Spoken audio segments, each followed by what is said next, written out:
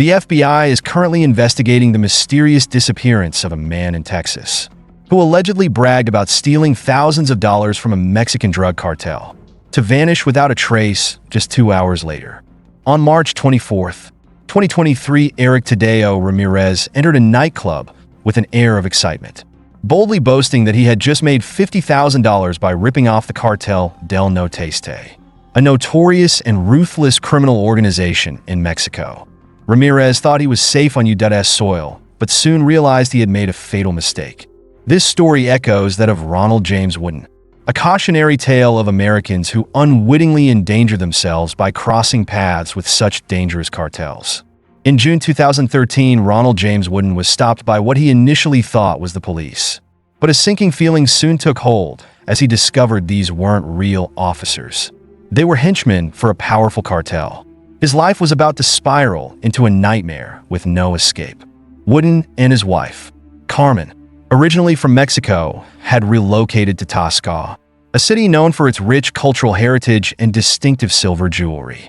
Wooden had hoped to build a peaceful life here, but he had no idea of the storm looming over them.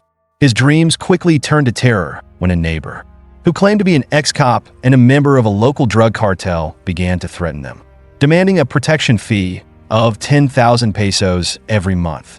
Wooden, a man of principles, flatly refused and even filed a complaint against the man. What Wooden couldn't anticipate was that the cartel he had crossed held terrifying power over the local justice system. By June 2013, tensions reached a boiling point when the neighbor threatened to hack him to pieces with a machete and send his remains back to the U.S. Desperate Wooden called the police.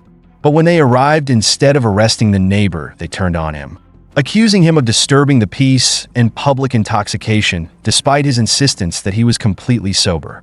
The officers ignored Wooden's pleas and threw him into a police vehicle, taking him to the station. There he was forced to the ground and brutally assaulted by the very officers he thought were there to protect him. They struck him with their hands and gun handles, tightened his handcuffs, and pressed down on him, inflicting unbearable pain. In the midst of his panic, Wooden realized he was not in police custody. He was in the hands of cartel accomplices masquerading as law enforcement. As he looked around, he saw telltale signs of death all around him. Blood splattered across the floor. His beating went on for nearly 4 hours as one assailant would be relieved by another, only for a fresh face to arrive when the previous one grew tired. It was as if they couldn't believe he was still conscious, still holding on despite the excruciating pain. Meanwhile, his wife, Carmen, waited anxiously outside the station, heart racing as she watched her husband being taken away, unaware of what lay ahead. After hours of agonizing suspense, she was finally asked to pay 200 pesos, about $12, to secure his release. She immediately rushed him to the hospital to treat his injuries, particularly the broken bones inflicted in the savage ordeal he had just endured. What Wooden went through was terrifying, but unfortunately, it wasn't uncommon in Mexico. Yet because he was a U.S. citizen, the incident quickly drew public attention.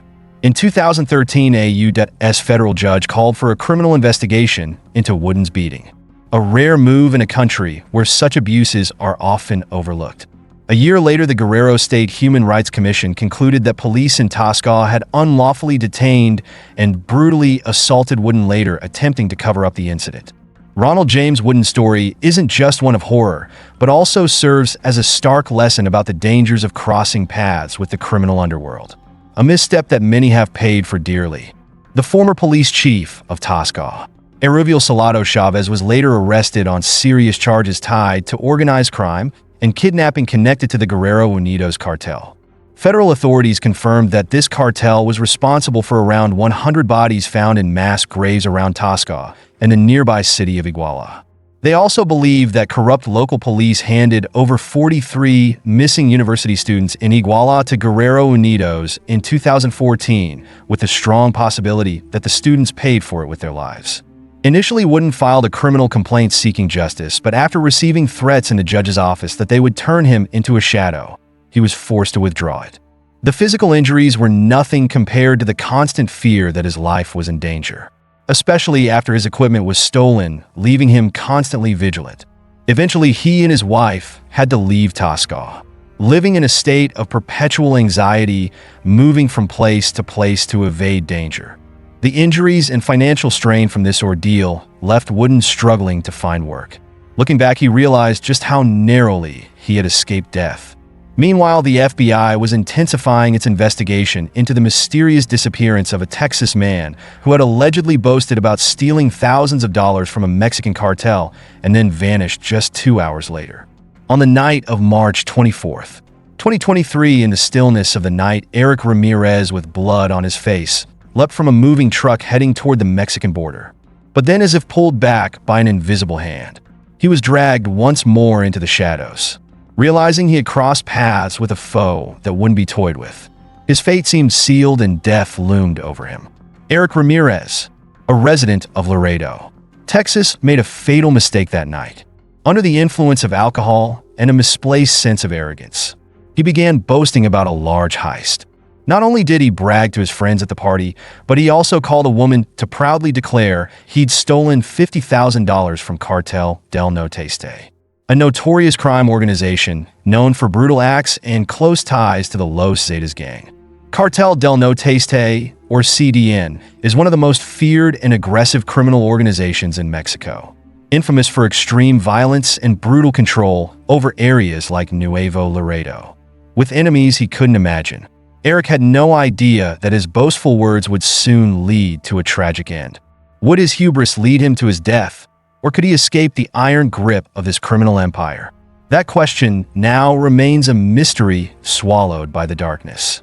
The Cartel del Noreste, CDN, rose from the remnants of Los Zetas, inheriting their ruthless tactics and relentlessly expanding their power through terror and corruption. No one dared to confront the Cartel del Noreste, CDN, because they were known to use extreme violence to maintain control and expand their criminal activities.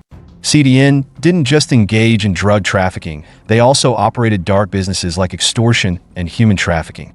Their kidnappings often targeted migrants and anyone bold enough to assist them. These criminals not only profited from others' suffering, but asserted their power by spreading fear everywhere. In the face of such brutality, Eric seemed oblivious, even boasting about stealing money from this notorious gang. He showed no fear as he bragged about his big theft. In fact, Eric wanted everyone in the club to hear his story, hoping it would earn him some respect. But what Eric forgot was that even though he was in the US, he was still only a few miles from the Texas border, close enough for the cartel to easily reach him. Cartel del Noreste was infamous for crossing borders to set up operations and track down their enemies as long as they had a location. CDN was known for its grotesque displays of violence. They carried out brutal executions, hanging bodies from bridges or dismembering and leaving them in public spaces as warnings to others. Their savagery targeted not only civilians but law enforcement as well, with a series of police killings from 2019 to 2022, especially Nuevo León, where CDN was a prime suspect. These attacks were intended to intimidate and control local authorities, forcing them to comply or remain silent in the face of cartel actions. In this context, Eric's reckless move against CDN was incredibly dangerous. The cartel was notorious for swift and brutal retaliation, with a vast surveillance network and the ability to corrupt local authorities. Could it be that CDN members were in the very bar where Eric was bragging about his deed? Shortly after midnight, the consequences of Eric's reckless actions began to materialize. Witnesses at the party reported that 2 or 3 masked men arrived in a blue Dodge pickup truck and seized Eric.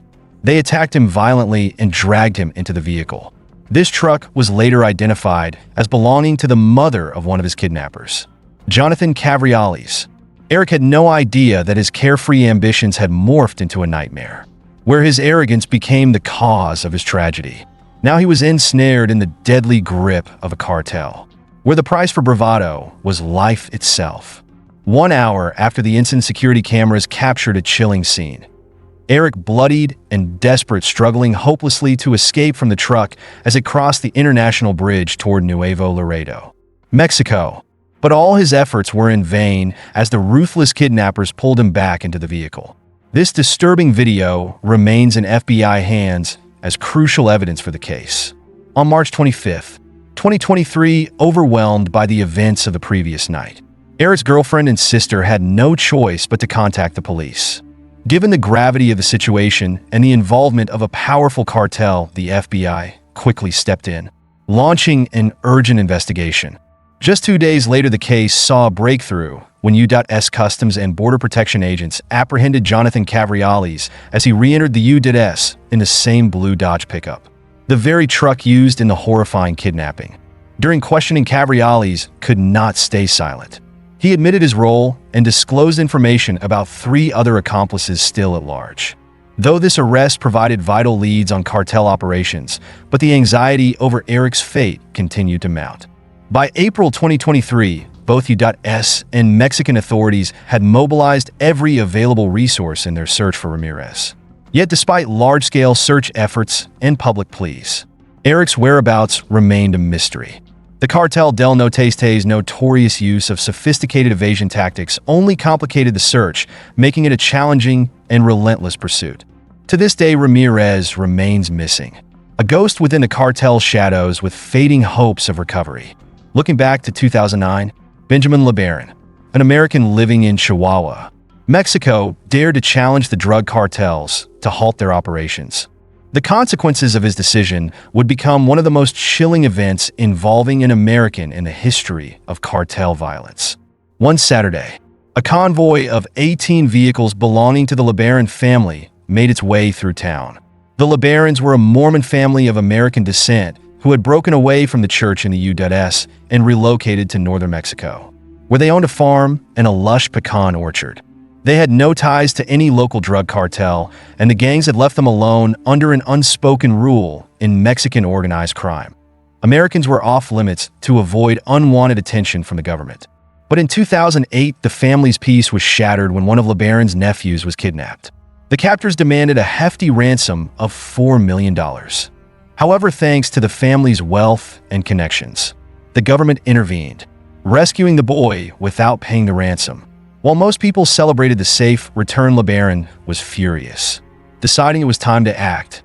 He did more than just appeal to the authorities. He sought to confront the cartels terrorizing Chihuahua, including the Sinaloa and Juarez cartels. As you can imagine, this opened a new chapter of struggle and peril. His life and his family's existence would never be the same. Now entrenched in a dangerous battle against crime, LeBaron's attempts to stand up against the cartel plunged him into a brutal and risky conflict. He relentlessly visited police stations and government offices, demanding an end to cartel violence. Knowing that most people shied away from confronting the criminal powers, LeBaron, from a powerful family himself, was determined to protect his loved ones. He even stockpiled weapons for self-defense. These actions, however, drew the attention of Jose El Rican Escajeda, a high-ranking member of the Juarez cartel. The cartel issued numerous threats to the LeBaron family, but LeBaron remained defiant. This resolve led to a cruel decision. Escajeda ordered LeBaron's assassination. On July 7, 2009, a horrific attack took place.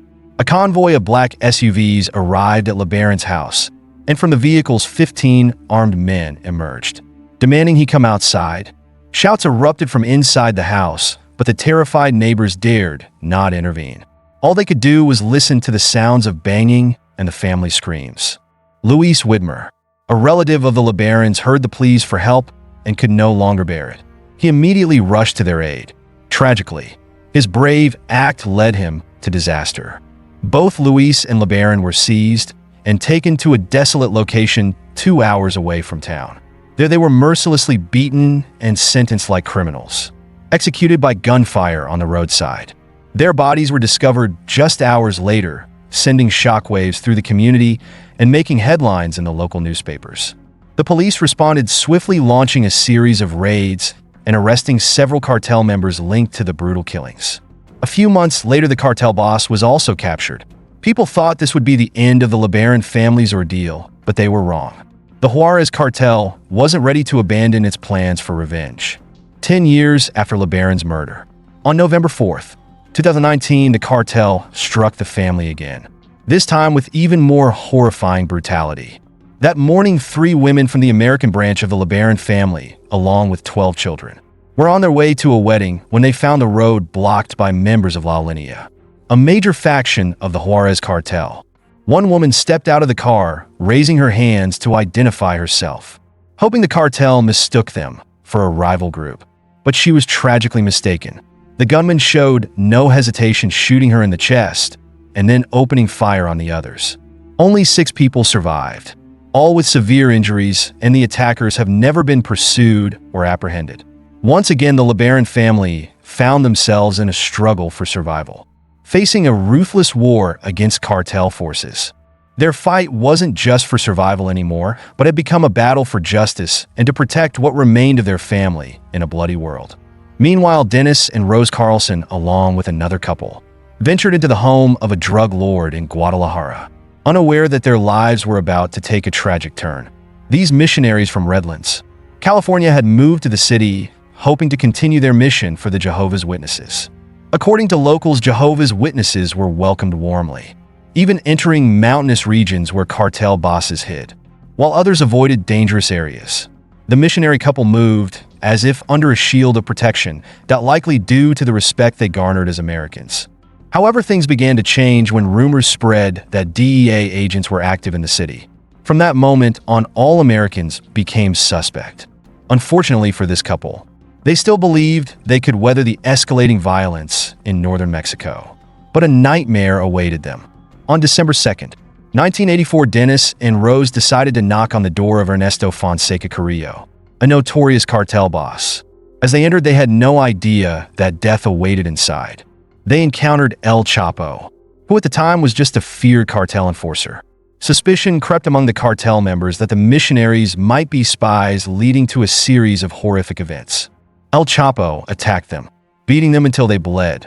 Other cartel members joined in assaulting the women, turning the encounter into a nightmare with no escape. After hours of captivity and torture, El Chapo finally decided to end the ordeal. He led all 4 missionaries deep into the forest, where bullets from his 9mm Uzi coldly took their lives. Their bodies were tossed into pre-dug graves, and to this day their remains have never been recovered. Back in the U.S., news of the incident spread, plunging the victims' families into crisis. The grisly details fueled Norm Carlson, Dennis's father, with a determination to seek justice for his son and his friends. He immediately set out for Mexico, but his resolve met the barriers of the Guadalajara police, whom he didn't realize were in league with the cartel. Norm was detained at the police station, where cartel informants tracked his every move through the officers. While in custody, he was beaten brutally and pressured to stop investigating the missionaries' deaths. But Norm didn't give up. With strength and determination, he managed to convince them to release him, promising he would cooperate.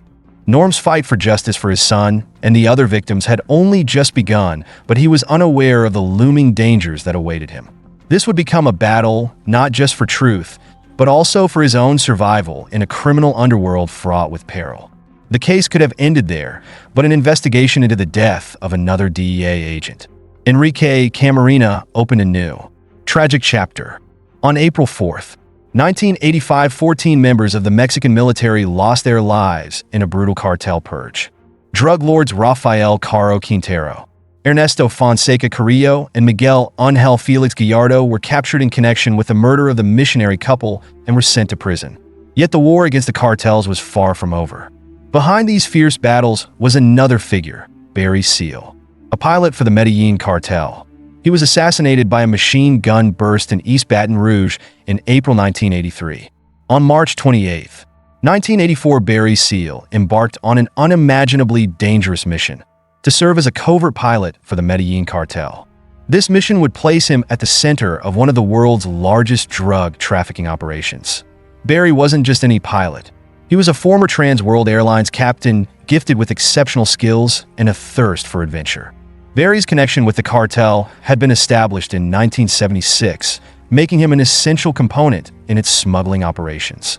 His initial flights went smoothly, and Barry successfully transported cocaine from Colombia to the U.S., impressing even the most exacting cartel leaders. But Barry was playing an incredibly risky game. The Medellin cartel, under Pablo Escobar's brutal leadership, was infamous for its ruthless vengeance on anyone who dared betray it.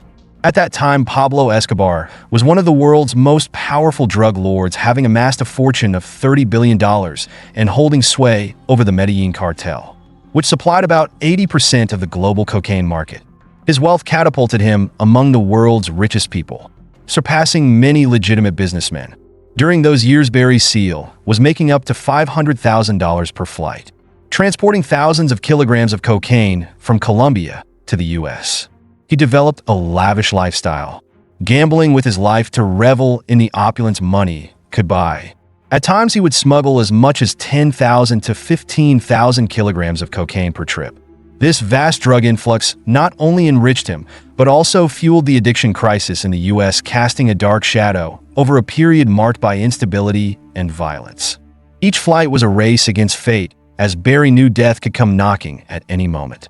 With every passing second, he was not only a pilot, but a pawn in a brutal power game, where life and death were separated by a mere breath. Barry's flights weren't just about moving cocaine. They were a fight for survival in a world plagued by violence and crime. In April 1983, Barry Seal's life took a dark turn when he became entangled in a complex web of lies woven by multiple government agencies. After surrendering to the DEA, both the CIA and NSA took a keen interest in the Medellin cartel's activities. They saw Barry as a strategic pawn, a tool to infiltrate the cartel's secrets and gather critical intelligence. The pressure mounted with each passing day, and earning millions every month only made everything more complicated. Barry found himself caught in a dangerous balancing act between two worlds, working covertly for the U.S. government while being drawn to the cartel's lucrative offers with Pablo Escobar, one of the world's wealthiest men at the time, willing to pay enormous sums for Barry's services. The cartel's trust in Barry was always tinged with suspicion, and even the smallest mistake could mean death. On one routine flight, Barry nearly paid with his life when Colombian military forces tipped off by rival cartels attempted to intercept his plane. His skilled piloting saved him from disaster, but it served as a stark reminder of the razor-thin margin between life and death in his world. Yet despite living in constant peril, Barry continued his double life, quietly navigating the conflict between the cartel and the U.S. government. Barry's dual loyalty left him in a state of constant unease. The cartel, unaware of his cooperation with the Americans, relied more and more on him while he provided crucial intelligence to U.S. agencies, helping them gain insights into the cartel's clandestine activities. On July 19, 1983, Barry's deception reached a critical moment with Operation Screamer, a daring DEA mission. He was tasked with photographing senior cartel members during a cocaine handoff in Nicaragua. These photos would serve as irrefutable evidence of the cartel's drug trafficking activities and would expose the Nicaraguan government's involvement. The mission was a success, but it marked a tragic turning point. The shocking photos sparked a political scandal in Washington, dragging the White House into the Iran-Contra affair and generating widespread controversy. As the government scrambled to handle the fallout, Barry's cover was blown, and the cartel quickly discovered they had a traitor in their midst. Barry's life was now in extreme danger. In a desperate attempt to protect himself, he entered the witness protection program. Yet his infamy made it nearly impossible for him to hide. Although several cartel members were convicted with Barry as a key witness, he was given only a few years of probation in return for the perilous services he had provided to U.S. authorities. Assigned to community service at the Salvation Army Center in Baton Rouge, Barry had no idea his final days would be filled with fear and dread. He knew the cartel was still hunting him, and his anxiety grew as he realized just how far their reach extended. Every step was fraught with apprehension. He was painfully aware that his dark past would never let him go. On February 19, 1986, Barry Seal became the victim of a brutal assassination in Baton Rouge, Louisiana. Just 3 weeks into his probation, Medellin cartel assassin struck. The tragic scene unfolded at the Salvation Army Center, a bitter irony for a man who had once been a formidable figure in the underworld, unaware that his life was about to end in violence. Immediately following the assassination, authorities quickly moved in, arresting 3 men connected to the crime: Miguel Velez, Bernardo Vasquez, and Luis Carlos Quintero Cruz. These men not only had close ties to the Medellin cartel, but were also found to have entered the U.S. using false identities. The swiftness of law enforcement in capturing them within days of the murder demonstrated the close surveillance they had been keeping on the cartel's activities. By March 1987, the trial for the suspects commenced, revealing that Vasquez and Quintero Cruz had been hired by the cartel with a clear mission: to eliminate Barry Seal due to his cooperation with U.S. authorities. Testimonies and evidence brought forward showed the cartel's thorough planning and careful calculations in orchestrating the assassination, underscoring their desperation to silence such a crucial witness. As the court rendered its verdict, sentencing the suspects to life in prison, it dealt a heavy blow to the Medellin cartel, reverberating throughout the criminal underworld. Yet as investigators delved deeper into the assassination, they uncovered a complex network of cartel operations and alliances. Reports indicated that Barry Seal's murder had been orchestrated by high-ranking members of the cartel, including Jose Gonzalo Rodriguez Gacha, one of Escobar's most loyal lieutenants, who would later meet his own end during a Colombian government raid. The assassination of Barry Seal was not just a murder, it revealed the cartel's willingness to do anything necessary to protect its interests, ruthlessly eliminating anyone who dared interfere. This brutal act ignited a war where life and death balanced on a knife's edge, an unyielding battle between good and evil. Short for Black Mafia Family, is one of the most infamous underground organizations in American history. They amassed millions of dollars, owned luxurious mansions, drove extravagant supercars, and dominated the entertainment industry with unparalleled influence. Their story is a jaw-dropping saga of how young men from the bottom rungs of society broke through barriers and infiltrated the upper echelons, transitioning from the blood-soaked streets of Detroit to lavish yacht parties in Miami. This is the tale of the Black Mafia Family. In Boynton, an isolated neighborhood severed by a river, lies a forgotten community amidst a crumbling city. This area epitomized the depths of poverty, rife with violence and rampant crime. Here, at 1555 Edsel Street, one of the three remaining houses in the neighborhood, Demetrius and Terry Flannery were born and raised. Despite growing up in such a harsh environment, the two brothers were determined to rise above their circumstances and build a better life. Demetrius, the older brother, was magnetic and charismatic, with a flair for standing out in any crowd. In stark contrast, Terry was reserved, shunning attention and maintaining a low profile. Despite their opposing personalities, they shared one remarkable trait: an innate ability to make money, a talent they discovered and nurtured at a young age.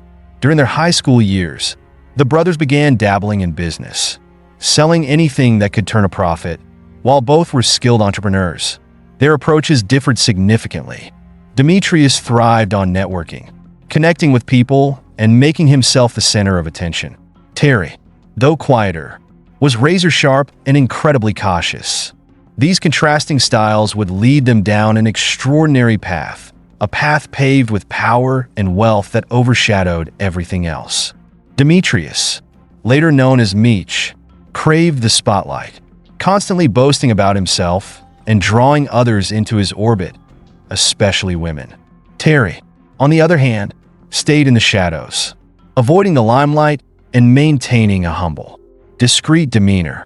Their starkly different personalities would become a defining factor in shaping their future. By the time Meech was in the 11th grade, his small business ventures were thriving, earning him a steady income of $1,000 per week, a staggering sum for a teenager. Yet for Meech, it was nowhere near enough to satisfy his grand ambitions. In 1984, a friend named Kilo devised a daring plan. Kilo's uncle, Edric E.D. Boyd, was a drug kingpin who controlled distribution networks in both Miami and Detroit. E.D. was the very key Meech and Kilo needed to unlock their next chapter. After months of meticulous planning, Meech finally met E.D. Boyd, with unshakable confidence and a charm that outshone his rivals. Meech left a lasting impression on the drug lord. Not only did he convey an unwavering determination, but he also ignited E.D.'s belief in a shared vision of wealth and power. Their meeting led to an agreement, and the very next day, Meech began his journey into the world of drug trafficking, a decision that would alter the course of his life forever. Meech and his team introduced a revolutionary strategy, selling 50-gram packages of cocaine at below-market prices. This bold move created a tidal wave of demand, attracting customers from all over. To keep up with the explosive growth, Meech enlisted his brother Terry and close friend D. Meeks, laying the foundation for what would become the Black Mafia family empire. And so began the rise of BMF, a criminal dynasty built on ingenuity, audacity, and the unrelenting pursuit of power. The notoriety of their 50-gram cocaine bags quickly established the 50 Boys as major players in Southwest Detroit.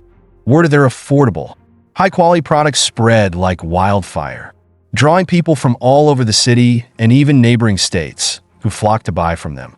Before long, the nickname the 50-gram Boys became infamous across Detroit.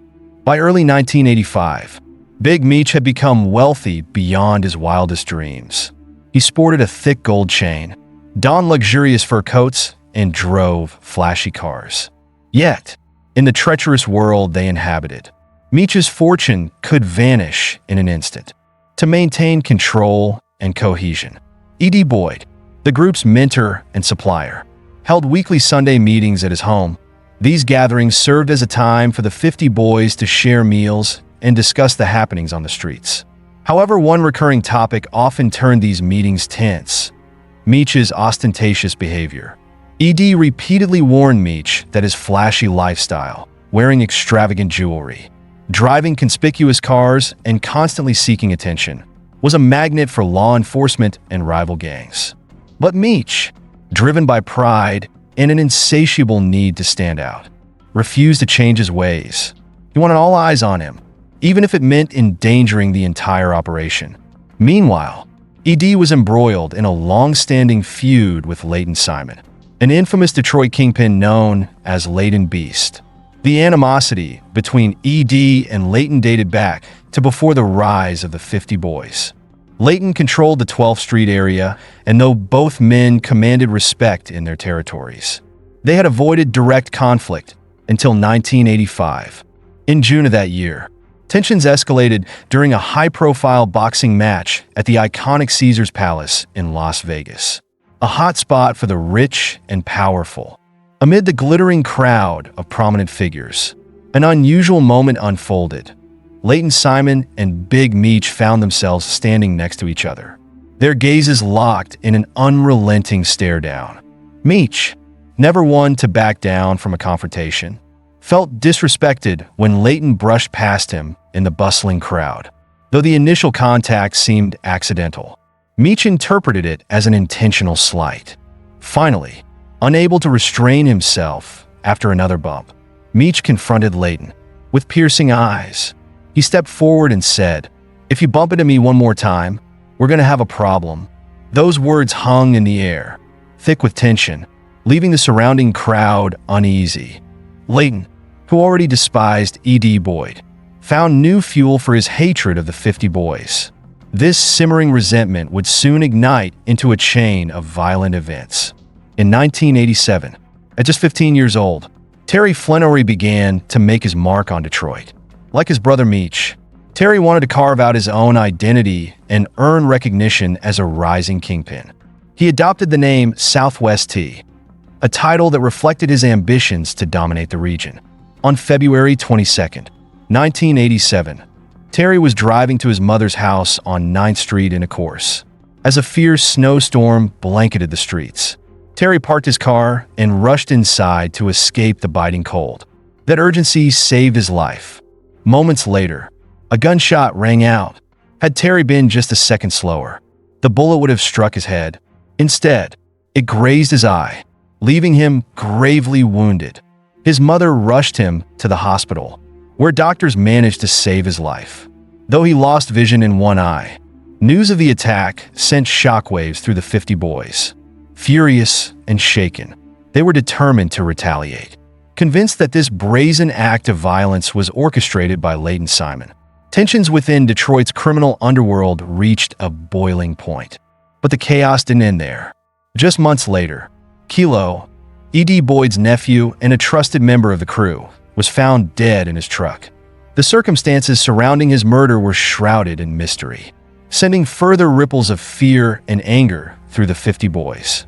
This was only the beginning of an uncontrollable spiral of violence and retribution that would reshape Detroit's criminal landscape.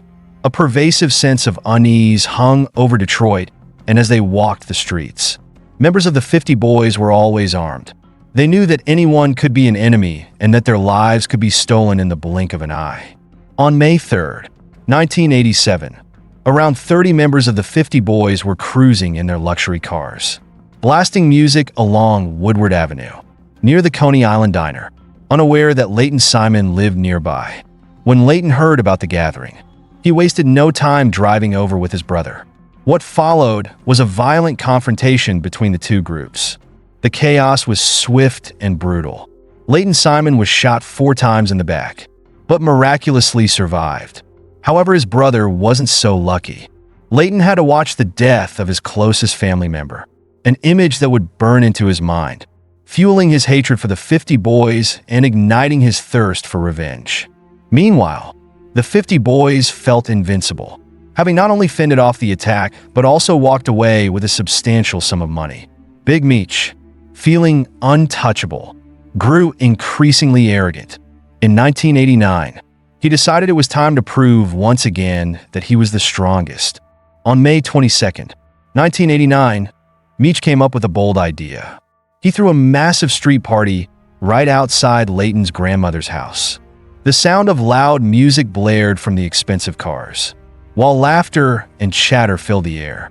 This act of defiance drove Leighton into a fury, and he immediately sped over, seething with anger. What followed was a barrage of gunfire in the dead of night. Meech was shot 12 times, and the situation looked grim. He was rushed to the hospital in critical condition. It seemed like the end of everything, but Meech defied the odds and survived. This close call shocked him into reassessing his reckless behavior. That very night, the 50 boys held an emergency meeting, realizing that the violent lifestyle they had been living could no longer continue, especially with the ever-present threat of Leighton Simon hanging over them. After much deliberation, Meech and his crew made a difficult but necessary decision. They had to leave Detroit. Leaving the city where they had dominated for so long was not an easy choice, but they understood that staying meant risking their lives every day. However, their departure was only part of the plan. The 50 boys would not just change locations. They would completely transform their operations. They rebranded themselves as the Black Mafia family, symbolizing their newfound ambition and drawing inspiration from the powerful mafia families of 20th century Italy. Street confrontations were no longer their focus. Money was. Southwest T relocated to Los Angeles, establishing connections in California and even eyeing expansion into Mexico. Meanwhile, Big Meech chose Atlanta as his new base. However, the first year in Atlanta was far from easy. While they had once been pulling in millions of dollars a month in Detroit, now they were scraping by with only a few $1,000s. But even in adversity, there was fortune to be found. In 1990, Southwest T forged a key partnership with Wayne Jordan, a man with extensive connections throughout Mexico and access to some of the cheapest cocaine on the market. This partnership proved to be a game changer for the Black Mafia family. Wayne opened a warehouse in Los Angeles, where drugs were packaged and shipped, while the crew's assistants spread out across the country to establish new networks. Within a short time, they were generating massive profits, with money flowing in like never before. Meech began to flaunt his wealth in the most extravagant ways. Atlanta became his stronghold, and it was here that he set his sights on becoming the most powerful kingpin in the nation. Meech and his associates were often seen at the hottest clubs in Atlanta, cruising in their shiny luxury cars, adorned with dazzling diamond chains and draped in expensive fur coats. In a short time, the name BMF became synonymous with luxury and power in the city's elite circles. However, Southwest T, who remained in Los Angeles, didn't share the same mindset. He tried to maintain a more low-key, modest image, not wanting to attract too much attention, something Meech viewed as complacency. Meech firmly believed that fame was his ultimate goal. He had no qualms about flaunting his wealth. living extravagantly and showing off his success. But alongside the showiness, he worked tirelessly to keep his operations running smoothly. By 1990, Meech had acquired 8 expensive mansions spread across Atlanta. Each property was used as a stash house, a base for handling deals and distributing goods across the U.S. The scale of their operations quickly surpassed what the two brothers could handle alone, leading them to hire experts to manage the expanding business. In 1998, BMF brought on a highly skilled yet risky financial expert, Doc Marshall, a genius in mathematics and economics. Although he came from a different background, far removed from the streets, Doc's sharp economic insights propelled the business to new heights. However, a mind like Doc's in the underground world could have unintended consequences. While the business thrived, Meech began to grow restless with simply making money from drug dealing. He started nurturing new ambitions. In 2001, as Meech was becoming a star in Atlanta's underground scene, he met Jay Jenkins, also known as Young Jeezy, a major player from Hawkinsville who had turned his street earnings into a successful rap career. Inspired by Jeezy's rise to fame, Meech wanted to carve out his own path in the music industry. But since he lacked rap skills, he decided to establish a music label, BMF Entertainment. Meech invested millions into music production, determined to prove that he could make money in entertainment. His initial goal was to sign Young Jeezy. But since Jeezy had his own label, Meech shifted focus to signing rapper Blue Da Vinci. He spent over $500,000 on each music video, buying luxury cars and designer clothes for Da Vinci. Yet the results were disappointing. Despite receiving top-tier resources, Blue Da Vinci never reached the stardom Meech had envisioned. For Southwest T, this was a clear sign that BMF's music venture was doomed. Tensions rose between the brothers, and their disagreements over strategy led to a rift. In the past, they had kept each other in check, always warning each other when one made a mistake. But now, their differences were irreparable. Meech, no longer holding back, decided to elevate his lavish lifestyle to new extremes, regardless of the consequences. This decision marked the beginning of an inevitable decline for BMF. The split between the brothers, combined with Meech's obsession with living in opulence and his disregard for the fallout, started to undermine the empire they had built together. In 2002, Big Meech began hosting extravagant parties at his lavish mansion in Buckhead, a neighborhood known for its affluent residents where everything had to be perfect and luxurious. But Meech didn't care about following the rules. He wanted everything to be on his terms. The parties went on all night, loud and packed with celebrities like Jeezy, Fabulous, and Diddy, along with their entourages. These were not simple social gatherings. They were displays of excess, as if Meech wanted the world to know he existed, that he was at the pinnacle of power, and he wasn't afraid to show it. But things did not go as smoothly as Meech had anticipated. At 7 a.m. on September 17th, 2003, 3 men unexpectedly broke into the BMF mansion through the garage. These intruders moved like shadows, but within seconds, panic set in. BMF immediately realized they were being watched, and a chase began. In a frantic rush to cover their tracks, the BMF crew quickly began packing everything into their cars, preparing to leave the mansion. They left Doc Marshall behind to handle the police. Doc claimed that he had confronted the intruders and chased them off, all within the law of Georgia, but the police, suspicious, continued their investigation. They obtained a search warrant, and the entire mansion was thoroughly searched. The Atlanta police spent hours combing through every corner of the house. Eventually, they discovered a large quantity of drugs hidden in the bedroom closet. Doc Marshall was arrested on the spot and taken into custody. Despite this, Big Meech and Terry remained unfazed. Life went on as usual. The lavish parties moved from the mansion to local clubs, and every time Meech appeared, he was always accompanied by a large entourage of BMF members. On November 12, 2004, Meech and his crew arrived at Club Chaos. After a while, Meech struck up a conversation with a woman, unaware that she was dating Anthony Jones, known as Wolf, a bodyguard for P. Diddy. Anthony approached Meech and asked him to stop. But Meech saw this as a sign of disrespect. He immediately shoved Anthony, causing the latter to angrily leave the club. However, trouble was on the horizon. As Meech and his group were leaving the club at 4 a.m., they encountered Anthony again in the parking lot. A verbal altercation quickly escalated into a violent confrontation. What seemed like a situation that could have been easily defused spiraled out of control, with the violence intensifying. The next morning, Meech was arrested for the altercation, and it seemed like the end of the story. But a surprising turn of events occurred. Meech was released on the grounds of self-defense. The bizarre part was that, despite everything that had just happened, the Atlanta police still didn't realize who they had arrested. Big Meech, a name that should have been a significant challenge to the system, had once again slipped through their fingers. He and the BMF continued to thrive as if nothing had happened, while the people around him saw Meech as just another wealthy businessman in Atlanta. Few knew that he was running the largest underground empire in the country at that time. His extravagant lifestyle, with his fleet of luxury cars, palatial homes, and lavish parties, hid the true nature of his operation.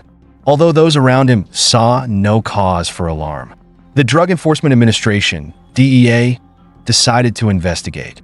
When they looked at Big Meech's tax records, something seemed off. Despite his immense wealth, his fleet of supercars, his extravagant mansions, and his lifestyle of excess, Meech's reported income was only a mere $200,000 a year. DEA agents knew they had uncovered something suspicious, and they decided to present their findings to a judge to obtain permission to wiretap his phones. At first, the agents thought tracking Terry Flannery would be easy, but they didn't anticipate the complexity of BMF's communications. Terry had over 20 different phones and never used his real name or official addresses during calls. Every member of BMF used aliases and encrypted their conversations, as if speaking in a secret language. The agents were starting to feel frustrated, thinking all their efforts might be in vain, until Terry unknowingly made a comment that would change everything. In a conversation with an assistant, Terry made a comment that enraged the agents. The police aren't smart enough to wiretap phones like in The Wire. The agents were immediately offended. They were determined not to back down, working through the night to crack Terry's encryption, and eventually, they succeeded. On December 5th, 2004, a new shipment was about to be transported. This time, a man named Jeffrey Lair was assigned to deliver the goods to the Buckhead mansion.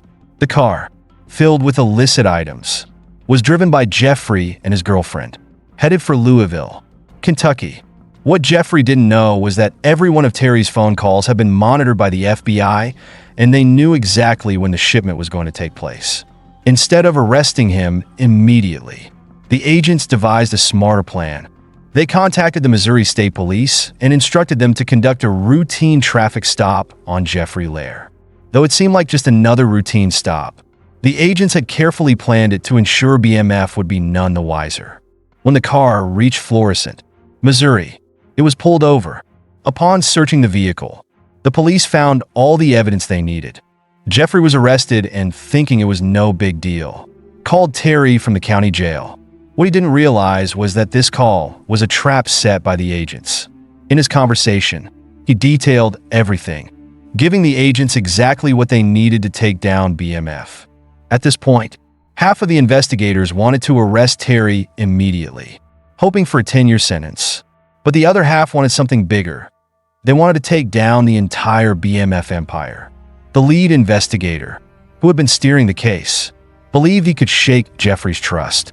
He threatened Jeffrey with 20 years in prison if he didn't cooperate. In the end, Jeffrey surrendered. What was terrifying, however, was that BMF still had no idea what was happening.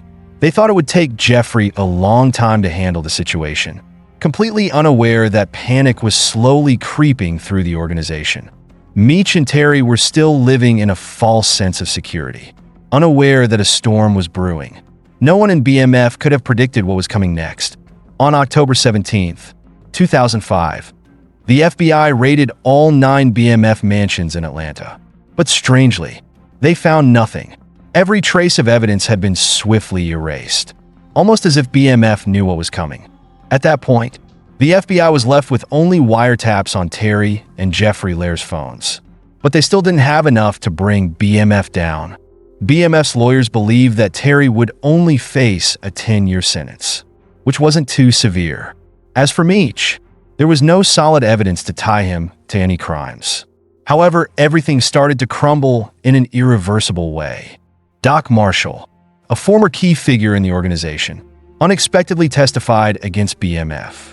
He provided crucial information that helped the FBI arrest 36 members of the crew, including Big Meech.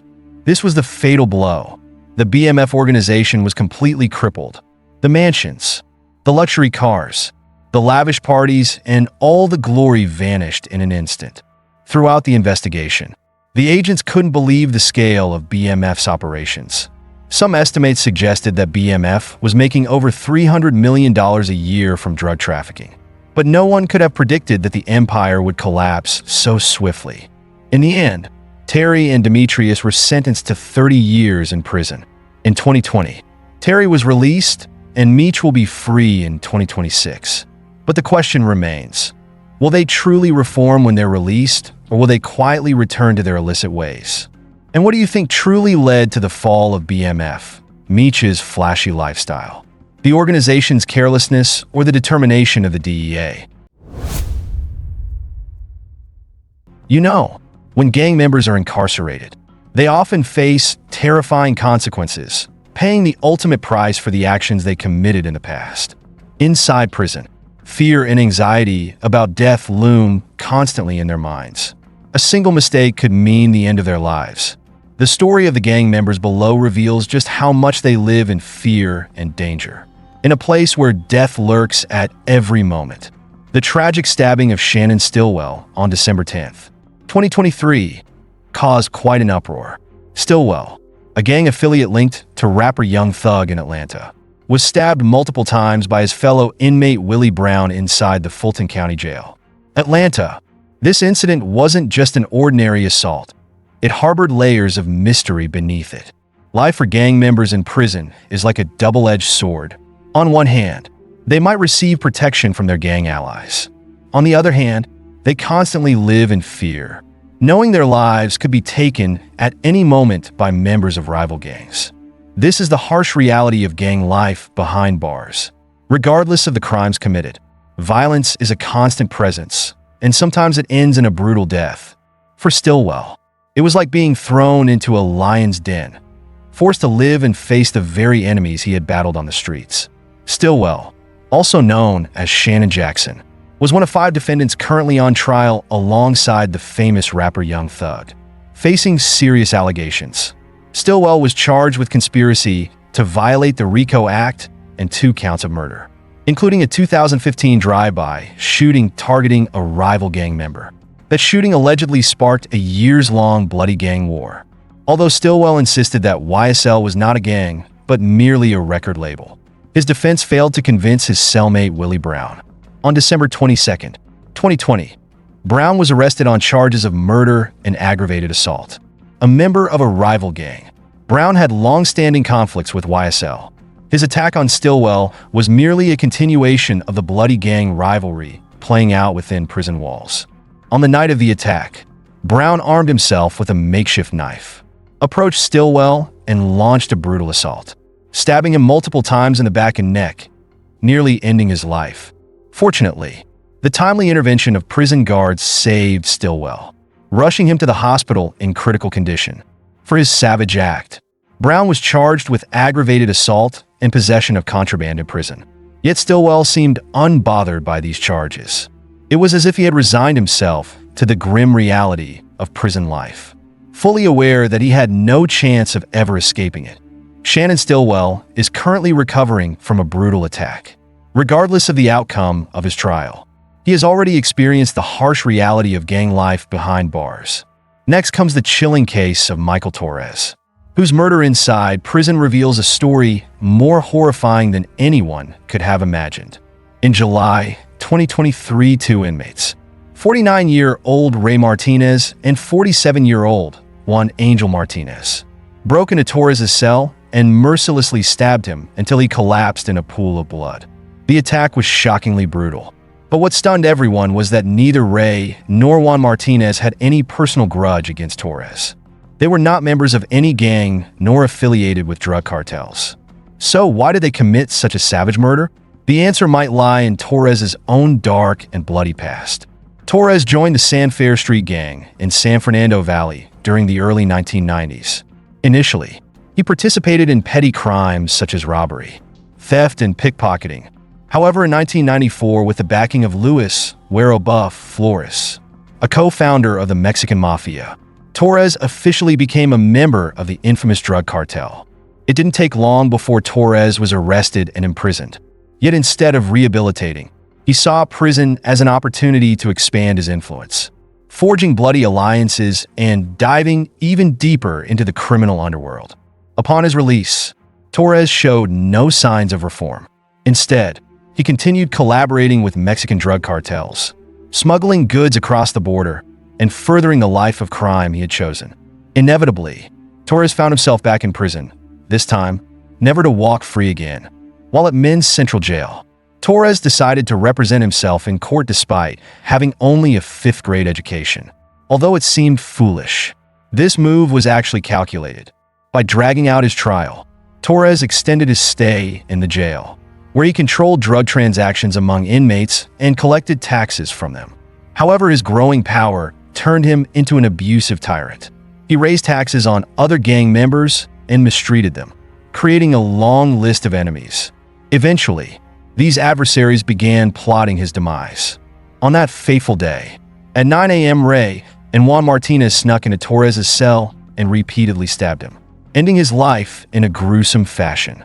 When guards arrived, they found Torres' blood-soaked body lying lifeless in his cell. Torres' death left behind a series of unanswered questions. How did Ray and Juan manage to enter Torres' cell unnoticed? Why didn't Torres' Mexican Mafia allies intervene to protect him? And where were the guards during the entire ordeal? These questions remain an enduring mystery, a dark stain on the prison system. But the story didn't end there. On August 4th, 2023, Los Angeles County deputies conducted a surprise inspection at the downtown Los Angeles jail. When they opened a cell, they were met with a grisly scene. 51-year-old Joseph Hutchinson lying in a pool of blood, his body covered in suspicious stab wounds. What seemed like an unthinkable incident quickly unfolded into a baffling mystery. Hutchinson, known on the streets as Capone, was a familiar name to anyone acquainted with the underworld of San Fernando Valley. A veteran member of the San Fer gang, Hutchinson had worked alongside Michael Torres, a notorious figure in drug trafficking and the execution of bloody orders. Torres' death in prison, a shocking event, not only altered the fate of many individuals but also sparked an unrelenting feud. In prison, Hutchinson continued his criminal career. After Torres' death, another inmate, Martinez, a member of the Rosemead Lomas gang, seized control of the prison and quickly recruited Hutchinson as his right-hand man. However, this seemingly logical alliance turned out to be a double-edged sword, pushing Hutchinson deeper into a cycle of betrayal. Torres' loyal followers within the San Fer gang could not tolerate Hutchinson's cooperation with the enemy. They saw his actions as a stab in the back, a betrayal of the brotherhood they once respected. Anger and hatred overshadowed their rationality, and they planned a brutal end for Hutchinson. On August 3rd, 2023, while Hutchinson was still in his cell, a group of San Fer gang members infiltrated the area and launched a cold-blooded attack. They stabbed him multiple times early that morning without hesitation, as if killing Hutchinson was merely a task to be completed. The next day, the police discovered his lifeless body. Blood splattered everywhere. Hours later, Hutchinson's death was confirmed. The next recorded incident was captured on chilling surveillance footage, showing an inmate wearing a bucket hat approaching a fellow gang member and suddenly stabbing him 3 times in the chest. Although this was a confrontation between 2 members of the same gang, it highlights the bloody conflicts that plague gang life. The victim of this attack was Mohammed Little Crazy Hamzy, a notorious figure in Australia's criminal underworld. In December 2020, while talking to a guard in the prison yard, 35-year-old Mohammed Hamzy, a senior member of the Brothers for Life gang, was unexpectedly attacked by a fellow gang member. The attacker, also wearing a bucket hat, rushed at Hamzy and stabbed him 4 times in the chest. Blood poured from Hamzy's wounds, but what was astonishing was that he remained standing. What had happened before that? In 2007, Muhammad Hamzy, along with his cousins Bassam and Ghassan, founded the Brothers for Life gang. They quickly gained infamy in Sydney for a series of violent crimes that rocked the city. However, their journey was not always smooth. In 2012, Hamzy committed a horrifying crime. He killed 2 senior members of his own gang. This act ignited internal conflict and made him a target of retribution within his own organization. Hamzy was arrested and sentenced to 8.5 years in prison at the John Maroney Correctional Center in northwest Sydney. However, just days before the prison attack, another tragedy occurred. Hamzy's cousin, Mejid Hamzy, was shot dead in a suspicious attack. The death of Mejid could have been orchestrated by a rival gang, or perhaps even by members of his own, although there was no direct conflict with anyone. Mejid's death inadvertently sparked a new wave of violence, leading to the brutal attack on Hamzy in prison. However, when faced with death, Hamzy did not yield easily. After being stabbed, he fought back fiercely, landing 4 powerful punches to the attacker's face. The prison guards quickly intervened. Though Hamzy sustained only minor injuries, he smiled triumphantly, knowing his attacker had failed to achieve their goal. Even when taken to the hospital, Hamzy retained his confident demeanor, while the attacker was left severely wounded from Hamzy's unrelenting blows. It seemed that the troubles for Hamzy had finally ended, but they were far from over. In June 2023, Hamzy was released from prison after serving his sentence. Yet the shadow of vengeance and retribution still haunted him. Infamous gangs like Alamad and Comanchero Baiki, who had dominated the streets during Hamzy's imprisonment, were reportedly offering a $2 million reward for his head. Hamzy now faced not only threats from criminal enemies, but also a life surrounded by constant schemes and bloody feuds.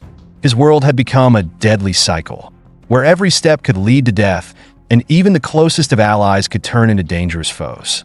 Meanwhile, a classic prison confrontation occurred in Carolina. Johnny Mac Kinder was not a gang member, yet his name was tied to brutal crimes, making him a target for relentless enemies. This tragedy began in 2009 when Kinder, a notorious criminal, was savagely beaten by a group of gang members at the Tiger River Correctional Institution in South Carolina. Unlike Hutchinson, Kinder was not a gang member, but his life was marred by the crimes he had committed. His actions made him a hunted man, and in the unforgiving world of prison, he was pushed into a corner. The hatred and long-standing rivalries between prison gangs never ceased, and Johnny Mac Kinder became the price for his mere presence. A well-known figure in the underworld, Kinder was arrested for a series of crimes, including car theft, possession of stolen vehicles, first-degree theft, and fraud. However, what was truly terrifying wasn't his sentence, but what happened to him at Tiger River, where he witnessed and fell victim to a brutal, inescapable life behind bars. It wasn't uncommon for gang members to turn fellow inmates into punching bags to release their anger. But what made it unbearable for Kinder was the indifference of the prison guards. Despite several requests for a transfer or even for personal protection, every plea was ignored. Yet, as the saying goes, there's no smoke without fire. With 7 documented instances of possessing illegal items like drugs and mobile phones, Kinder was no longer trusted by the prison authorities, making him an ideal target for the ruthless gang members. On December 1st, 2018, while the guards and other inmates attended a Christmas party organized by a church group, Kinder remained in his cell. Around noon, a group of inmates broke into his room, attacking him mercilessly. The blows came like hammer strikes, and knives slashed through his body, leaving him a bloody mess. By the time the guards discovered him, his condition was critical. He had suffered a stroke and required immediate surgery to save his life. But what Kinder faced was even worse. After the emergency surgery to remove fragments of his skull, he underwent another operation to reconstruct his skull, only to be left with a permanently disabled body. The injuries that Johnny Mac Kinder sustained were irreversible in his life. Once that of a notorious criminal, had now been reduced to dark days confined to a wheelchair. What was even more frustrating was that his attackers, the gang members responsible for his suffering, faced no consequences. In prison, violence was commonplace and justice was an elusive concept. However, in the face of his despair, Kinder refused to accept his fate. He decided to sue the prison administration and the guards for their negligence, their lack of responsibility, and the serious misconduct they had shown. After a prolonged legal battle, he finally won his case and received a compensation settlement of $486,000. While the money could never make up for the physical trauma he had endured, at least Kinder had managed to secure some semblance of justice within the prison walls. In another prison case, Johnny Chong, a former member of the Wah Ching Street Gang in California, found redemption and eventually became a pastor. Johnny had once been involved in bloody paybacks and dangerous deals in the underground world. However, his life changed completely after a special conversation with a prison chaplain. Though Johnny had been a criminal with a dark past, the chaplain's persuasive words made him realize the mistakes he had made. Feeling the embrace of forgiveness and hope, Johnny decided to turn his back on his criminal life. He abandoned the gang, left behind the shadowy existence, and sought a brighter path. After his release, Johnny became a pastor, dedicating the rest of his life to helping lost souls, inspiring them to change and guiding them to rediscover their purpose. In a world full of crime and coldness, Johnny Chang's story became a beacon of hope, proving that even in the darkest places, light can still be found. Johnny Chong was born and raised in the heart of crime in San Gabriel Valley, Los Angeles, where his childhood was marked by violence and emotional scars. Though he had parents, Johnny never felt the safety or love that one would expect from a family. His father, an absent figure, showed no care for his children, emotionally or financially. Meanwhile, his mother, living in fear and helplessness, couldn't protect her children from the brutal abuse inflicted by her husband. The concept of a proper family was foreign to Johnny. The lack of love and protection drove him into the arms of the Wah Ching gang. From a young man with potential, Johnny was quickly pulled into violence, bloody paybacks, and criminal schemes from which he couldn't escape. 12 years later, he found himself still incarcerated, constantly facing difficult challenges. But instead of finding redemption, Johnny only felt emptiness and despair. There were moments when he wished for death to end his life of suffering and meaninglessness. However, in the depths of his despair, a fateful meeting changed everything. Johnny encountered a fellow inmate who introduced him to the Bible. Unable to read, Johnny relied on his friend to help him slowly read and understand the words in the book. For the first time in his life, he felt a faint light in his soul. His curiosity grew, and Johnny decided to attend a worship service in prison. Although he was moved by the emotional teachings of the gospel, many of his questions remained unanswered. As a result, he turned away from Christianity and began to explore Islam. But even then, his questions persisted without resolution, and Johnny fell back into despair. Johnny's life truly changed one day when he was released from prison. Returning to his old life, he continued to seek peace, but he could not escape the shadows of his past. His mother, who had become a devout Christian, invited him to church. Initially, Johnny refused, but when his mother asked him to drive her there, he reluctantly agreed. Although he had no intention of entering the church, he went simply because he had heard they served his favorite dish, black bean noodles. However, everything changed the moment he stepped inside. While eating, a pastor approached him and began to strike up a conversation. The discussion lasted over an hour, filled with answers to Johnny's questions and doubts. The pastor's words completely altered his view of Christianity and life itself. Johnny found a new reason to live, and from that moment on, he began a new journey, a path of becoming a missionary. Today, Johnny has returned to the very prison where he once served time, but not as a gang member. He is now a prison chaplain. He teaches the gospel and helps his fellow inmates, some of whom were once his allies in crime, turn away from the path of violence he once walked, guiding them towards salvation, just as he found his own. These are just a few of many stories I want to share with you. As we can see, even while incarcerated, gangs continue their violent activities, battling for power and seeking revenge. Fortunately, there are individuals like Johnny Chong, who turned his life around and now contributes positively to society. His story is one worth spreading. Gang violence in prisons serves as a stark warning about the dangerous realities within our correctional systems. Each act of retribution leaves behind horrific consequences, not only for the victims, but also for the security system and society at large. So, what do you think? How can we minimize this issue? Do you believe that separating gang members in prisons is an effective solution? Stepping off his private jet, Frank Gergely. The Albanian kingpin looked around and realized that his drug empire and massive fortune were crumbling. He had lived like a king in a multi-million-dollar villa in Dubai, where he orchestrated brutal assassinations and massive drug shipments across Europe. But on September 14th, 2023, even the most luxurious haven couldn't save him from being extradited to Belgium. How did a ruthless leader once considered untouchable end up facing life imprisonment in a cold Belgian prison? Frank's story begins in Elbasan, a small town in Albania. His life started off quite normal, but don't let that fool you. His life took a wild turn in the blink of an eye. As a young man in Elbasan, Frank started with petty crimes, small-time acts, but he didn't stop there. With fierce ambition, he quickly rose through the ranks of the underworld. In his early 20s, Frank had already begun making a name for himself. He was no longer just an unknown thug. He was gaining real power and influence. Frank didn't want to just be an ordinary criminal.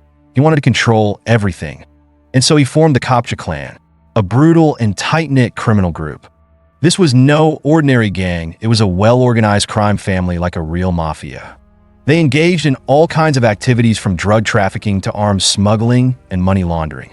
Frank's clan quickly established itself as a key player in the Albanian underworld, notorious for its ruthless methods and extensive international connections. From Albania, they expanded their operations throughout Europe. The Kopcha clan didn't limit themselves to their homeland, they globalized their activities. One of their main operations was drug trafficking. The gang dealt heavily in cocaine, importing massive amounts from South America. These weren't small-time deals, we're talking about large shipments passing through ports like Rotterdam. The cocaine was then processed in secret labs, often hidden within other goods before being distributed across Europe. The profits from these activities were enormous, and all the money flowed back to Albania. But it didn't stop there. The gang was also deeply involved in arms trafficking. They supplied weapons to other criminal organizations, adding another layer of income and influence to their empire. And of course, there was money laundering. All that dirty money needed to be cleaned, and the Kopcha clan had sophisticated methods to turn their illegal profits into legitimate ones. After establishing his name in the Albanian underworld, Frank Gergely decided to take things to the next level. He moved his entire operation to Dubai, a place famous for its luxury and known as a safe haven for criminals with deep pockets. Frank wasn't just looking for a new base, he was aiming for a fortress. He settled into a multi-million-dollar villa in the heart of Dubai Hills, a vast estate with every luxurious amenity you can imagine. The move to Dubai opened new doors for Frank Gergely, allowing him to expand his operations on a global scale. He wasn't content with just running things from Albania or even Europe. From this new base, Frank orchestrated an international drug trafficking network and organized crime syndicate, a bold and dangerous plan.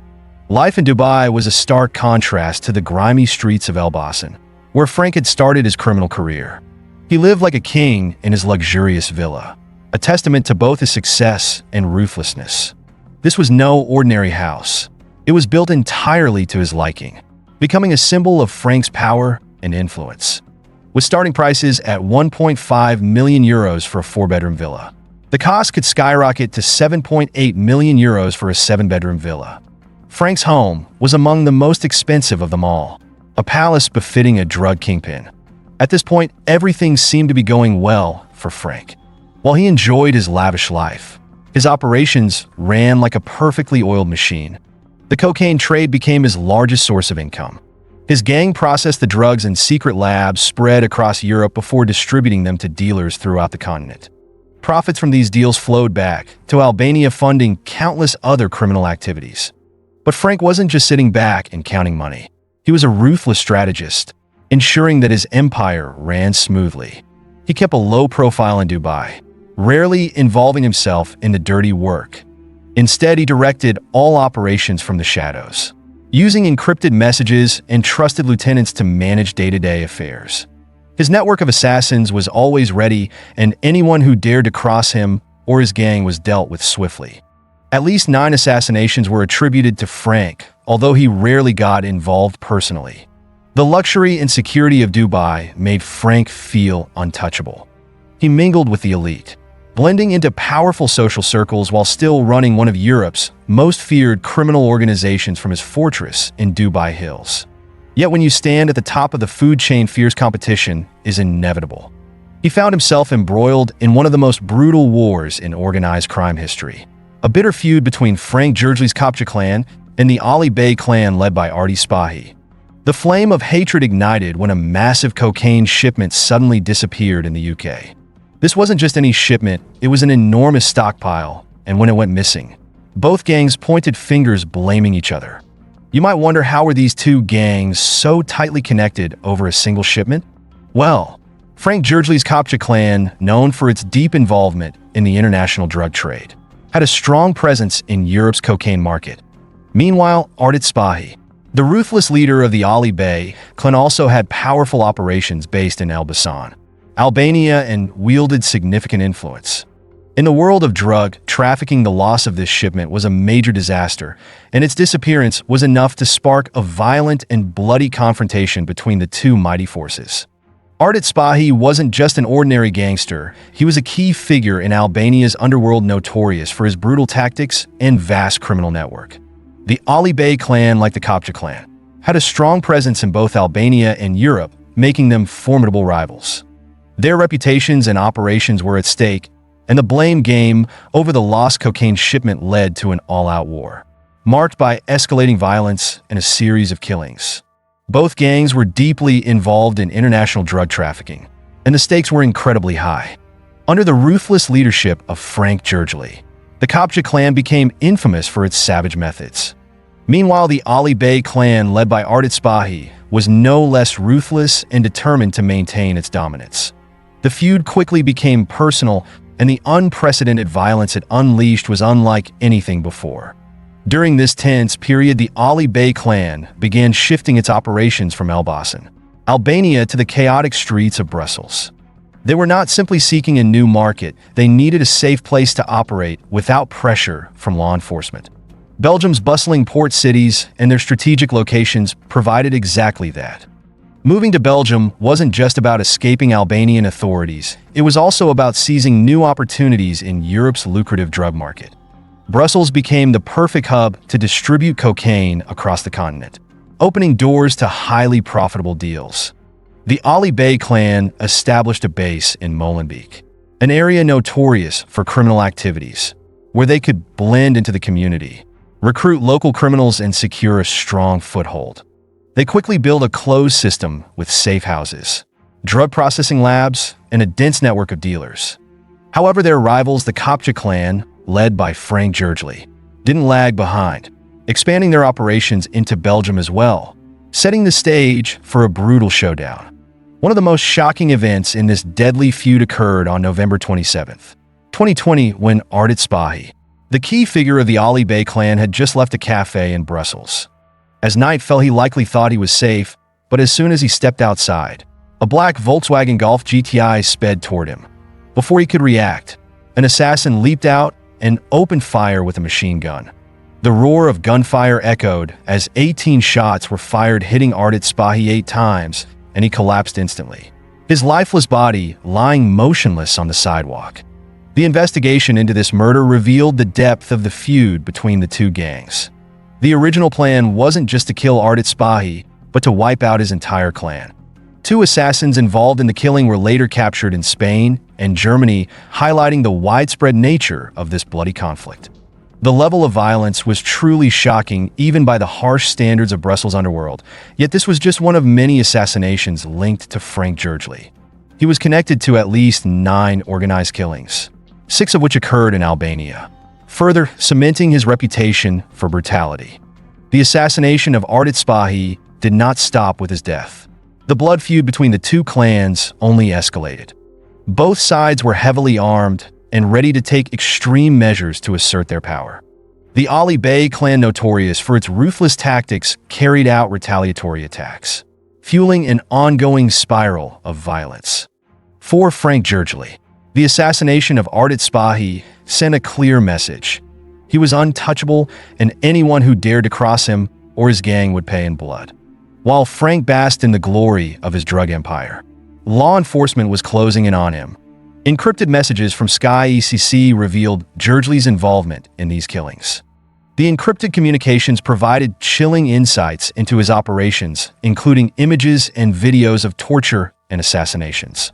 This war wasn't just about business, it had become personal. The lost cocaine shipment was merely the spark that ignited a deeper conflict. Both gangs had a long history of violence and an intense determination to control the lucrative drug market, leading to a vicious war with no end in sight.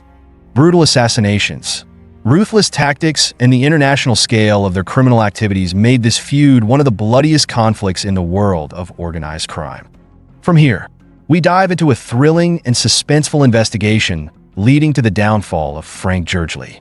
The key to cracking the case was an encrypted messaging service called Sky ECC, where criminals believed they could freely plan their illegal activities without fear of being caught. They thought it was the safest place, but little did they know that law enforcement had already taken the lead. In an unprecedented collaboration between Belgian and international law enforcement, a large-scale operation was launched to dismantle this criminal network. They succeeded in decrypting the messages from Sky ECC, and what they found was like opening Pandora's box. Detailed plans, target lists, and even images and videos of the brutal acts carried out by the Gergely clan. These encrypted messages became a treasure trove of evidence, painting a chilling picture of the Kopcha clan's cruelty. In October 2021, a major turning point in the fight against crime occurred when a massive operation involving more than 1,000 Belgian police officers was launched. This wasn't just a raid, it was a full-scale assault on Frank Gergely's drug empire. The goal was clear: to dismantle the cocaine network he had painstakingly built. The scale of this operation was unprecedented, showcasing the authorities' absolute determination to bring Gergely to justice.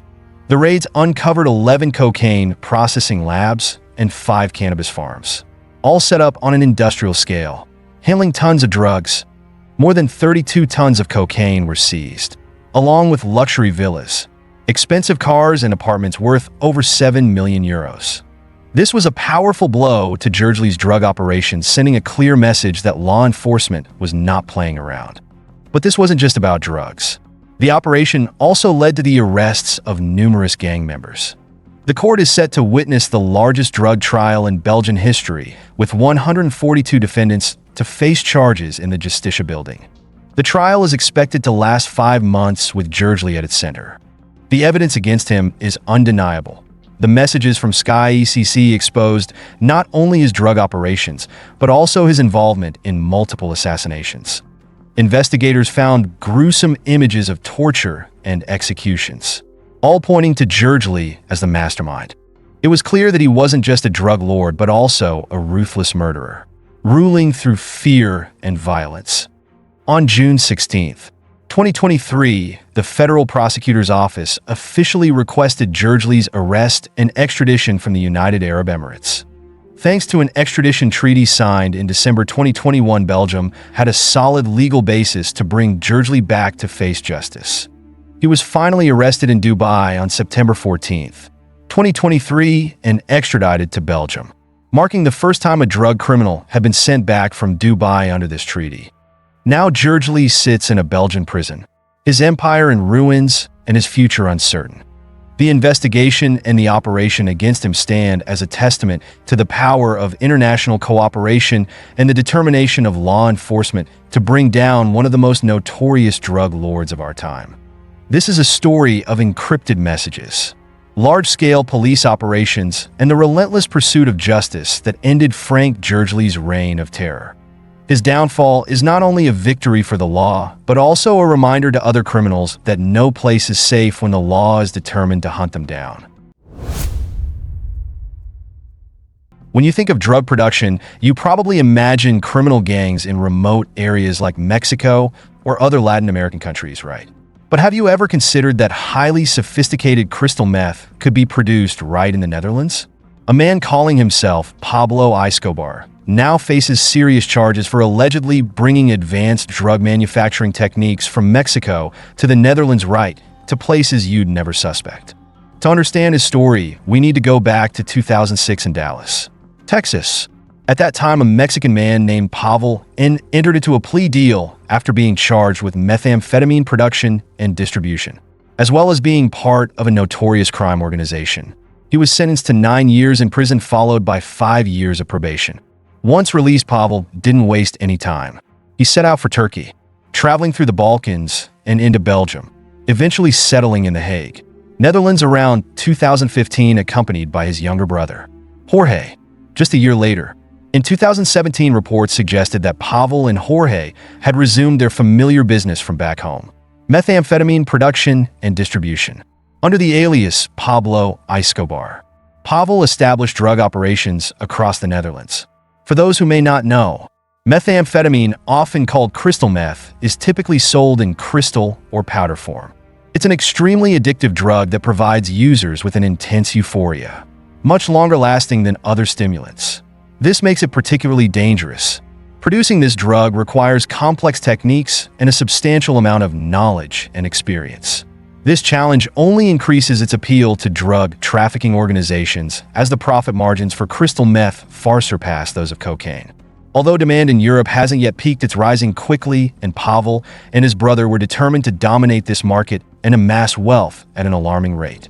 For years, the Netherlands has been known as the Kingdom of Ecstasy. By combining the country's perfect infrastructure and abundant raw materials with Mexican expertise, Pavel created an ideal environment for producing crystal meth. Although sourcing raw materials, setting up and running these labs requires considerable skill, Pavel was not daunted. He had valuable connections from his criminal past, enough to get things started. It's rumored that Pavel and his brother had been in the drug production business for quite some time. In 2017, a large-scale drug lab was accidentally discovered in a small village called Lenda. It was considered the largest lab uncovered in the Netherlands in over 20 years. When police investigated further, they found a cigarette, but with the DNA of an unidentified man. 6 years later, DNA analysis confirmed that this man was Pavel. However, his exact role in that lab remains a mystery. After the lab was shut down, Pavel wasted no time and immediately began searching for a new location to continue his work. This time, he chose a truly unconventional spot. In his search, Pavel stumbled upon an 80-meter-long ship named Arsienko, docked in the secluded port of Mordich. The ship belonged to CORB, a man in his 60s. On a dark evening in January 2019, COR decided to allow Pavel to start his covert operations aboard the Arsienko. Over several months, what appeared to be routine renovations continued nonstop on the ship. At first glance, it seemed like they were setting up a lab, but this was only an elaborate cover for the horrors about to unfold. Pavel, a scheming mastermind, recruited 2 young Mexican brothers, Diego and Victor, to assist with his new lab. Both in their early 20s, they already had experience working in crystal meth labs in their home region of Sinaloa. The message they received promised opportunity. In the Netherlands and Belgium, there are plenty of places producing speed and ecstasy, but nobody has real expertise in crystal meth. This is your chance to make a fortune from meth. The brothers entered the Netherlands via Spain, and upon arrival, they were immediately taken to the ship, which was still under renovation. They began working at Mordich Port, an industrial zone where locals were already accustomed to chemical odors. However, this time the smell was much stronger, intense and unsettling. On May 10th, a police patrol boat conducting routine checks in the port was suddenly overwhelmed by an unusual odor emanating from the Arsienko. The smell was so overpowering that one officer began to panic and experience shortness of breath, a clear sign that something serious was taking place aboard this ship. At the scene, CORB, along with the 2 brothers Diego and Victor and a relative named Candelario, were detained on suspicion of producing illegal substances. That day, police officers wearing gas masks boarded the ship, and what they saw left everyone astounded. Most of the vessel was empty, but at the far end, a fully operational lab was running at maximum capacity. The space was stocked with raw materials for drug production. Pots were boiling, and 70 kilograms of fully crystallized meth had been produced. Accompanied by a trove of evidence, it was clear that this lab was operating on an unprecedented scale in the Netherlands. They had employed the Mexican method, a sophisticated, secretive technique. One of the investigating officers remarked, "This is an entirely new production method. It generates less waste, which means there's less movement at Moordich Port. This reduces the chances of detection." But as investigators were examining the ship late into the night, an unexpected event occurred. Water began to seep into the vessel, causing it to rock as if someone had triggered massive water jets. This was no accident. It was a remotely activated trap, designed with one purpose: to sink the ship and destroy as much evidence as possible. The investigators on board quickly gathered their equipment and fled the rapidly sinking vessel. Although the ship didn't fully submerge, it caused substantial damage to the evidence needed. In the dark night, the fate of the investigation was forever altered. The large haul of 70 kilograms of meth seized by police was valued at around 3 million euros, but they acknowledged that with the enormous stockpile of raw materials, nearly 10 million euros worth of meth had likely already been produced. Whether Pavel himself triggered the sinking mechanism remains unclear, but one thing was certain: a major source of his income had now vanished. Nonetheless, Pavel managed to elude capture and swiftly return to what he did best: setting up a new lab. "I'm living a wild life. I'm Pavel. I can set up a lab anywhere. I have 3 labs in the Netherlands, and I'm Europe's biggest crystal meth producer. In 2 weeks, I'll have 2 more labs up and running." This was the encrypted message Pavel sent under the alias Pablo Escobar to someone known as Dior Prada on April 20th, 2020. Not long after the lab at Moordich was shut down, Pavel quickly set up a new facility, this time in an old horse stable in Achterdremt. The house next to the stable belonged to an elderly couple and their son. It's likely they had no idea that the Criminal Intelligence Team, TCI, had gathered suspicious information about this address through their investigation of the Moordich ship. Just like before, this location appeared to be linked to the production of synthetic drugs. On May 8th, 2020, police decided to raid the site, bringing in a heavily armed and well-trained team. When they broke into the stable, they found what initially looked like chaos, but was actually a professionally established lab, fully equipped to produce large quantities of meth using advanced Mexican techniques. The investigators worked tirelessly for hours assessing what they had found. In total, they seized nearly 1,000 kilograms of almost finished meth, 15 kilograms of liquid meth precursor, and 2 kilograms of the final product. The estimated street value of this haul was 10 million euros. 3 individuals were arrested: a 37-year-old American, a 29-year-old Mexican, and a 19-year-old Colombian, though the residents of the nearby house were not taken into custody. One neighbor commented, "Those weren't ordinary visitors. I think everyone in the neighborhood knew it. You'd often see the lights on in the stable at midnight, and then there were cars pulling up that made you think, something's off. They're not just here for coffee." According to investigators, this was yet another lab set up and run by Pavel. Following this raid, Dutch media began to express worrying speculation that Mexico's cartels might be infiltrating the Netherlands, and that the violence typically associated with these groups elsewhere could soon emerge locally. It's a chilling thought. So far, there has been no evidence to support such claims. While the cooks are often Mexican, there's still no proof that Mexican crime syndicates are actively trying to establish themselves in the Netherlands. Remember that encrypted message Pavel sent, in which he boasted, "I have 3 labs in the Netherlands? What about the others?" One of them had begun operating in 2019.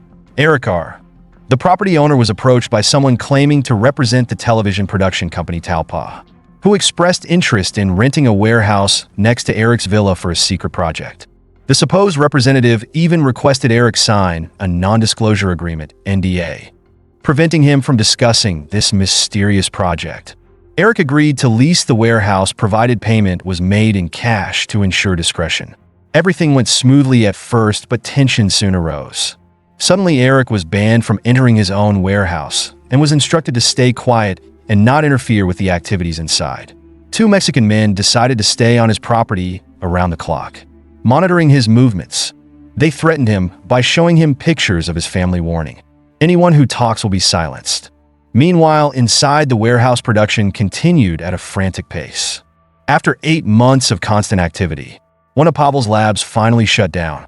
On May 24th, 2020 police raided the villa and warehouse following an anonymous tip, uncovering yet another meth lab. They only managed to arrest Eric, and aerial footage showed him handcuffed and blindfolded, sitting on a chair outside his villa, guarded by a special forces officer. No Mexican cooks were anywhere to be found. Eric pleaded his innocence, insisting that he'd been held hostage in his own home, forced into cooperating. However, intercepted, encrypted messages painted a very different story.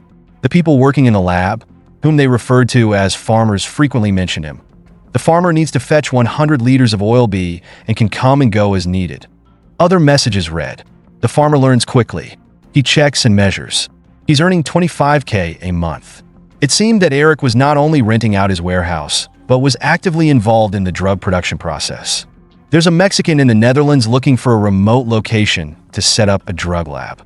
This was the tip Dutch police received anonymously in the summer of 2020.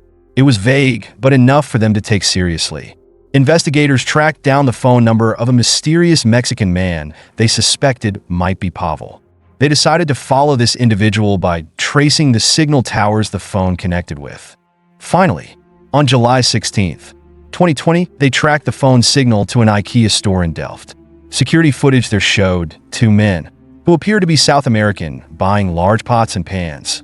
Now we know that these men were Pavel and his brother Jorge. This happened not long after the labs in Drempt and Willemsord were discovered, signaling that Pavel was determined to resume his work quickly at a new lab. This time it would be set up in Arnhem. A few weeks before this surveillance, Dutch police had made a breakthrough when they accessed encrypted messages on the EncroChat network.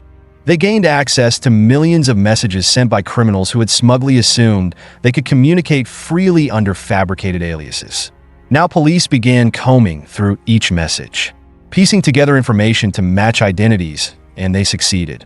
Perhaps Pavel sensed this threat was closing in or received news that police were closing in. By the end of 2020, Pavel and his brother Jorge had fled the Netherlands, heading for Spain.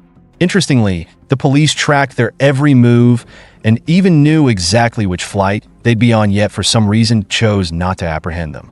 It wasn't until September 2021 that Pavel was finally arrested during a traffic stop, but Jorge vanished without a trace.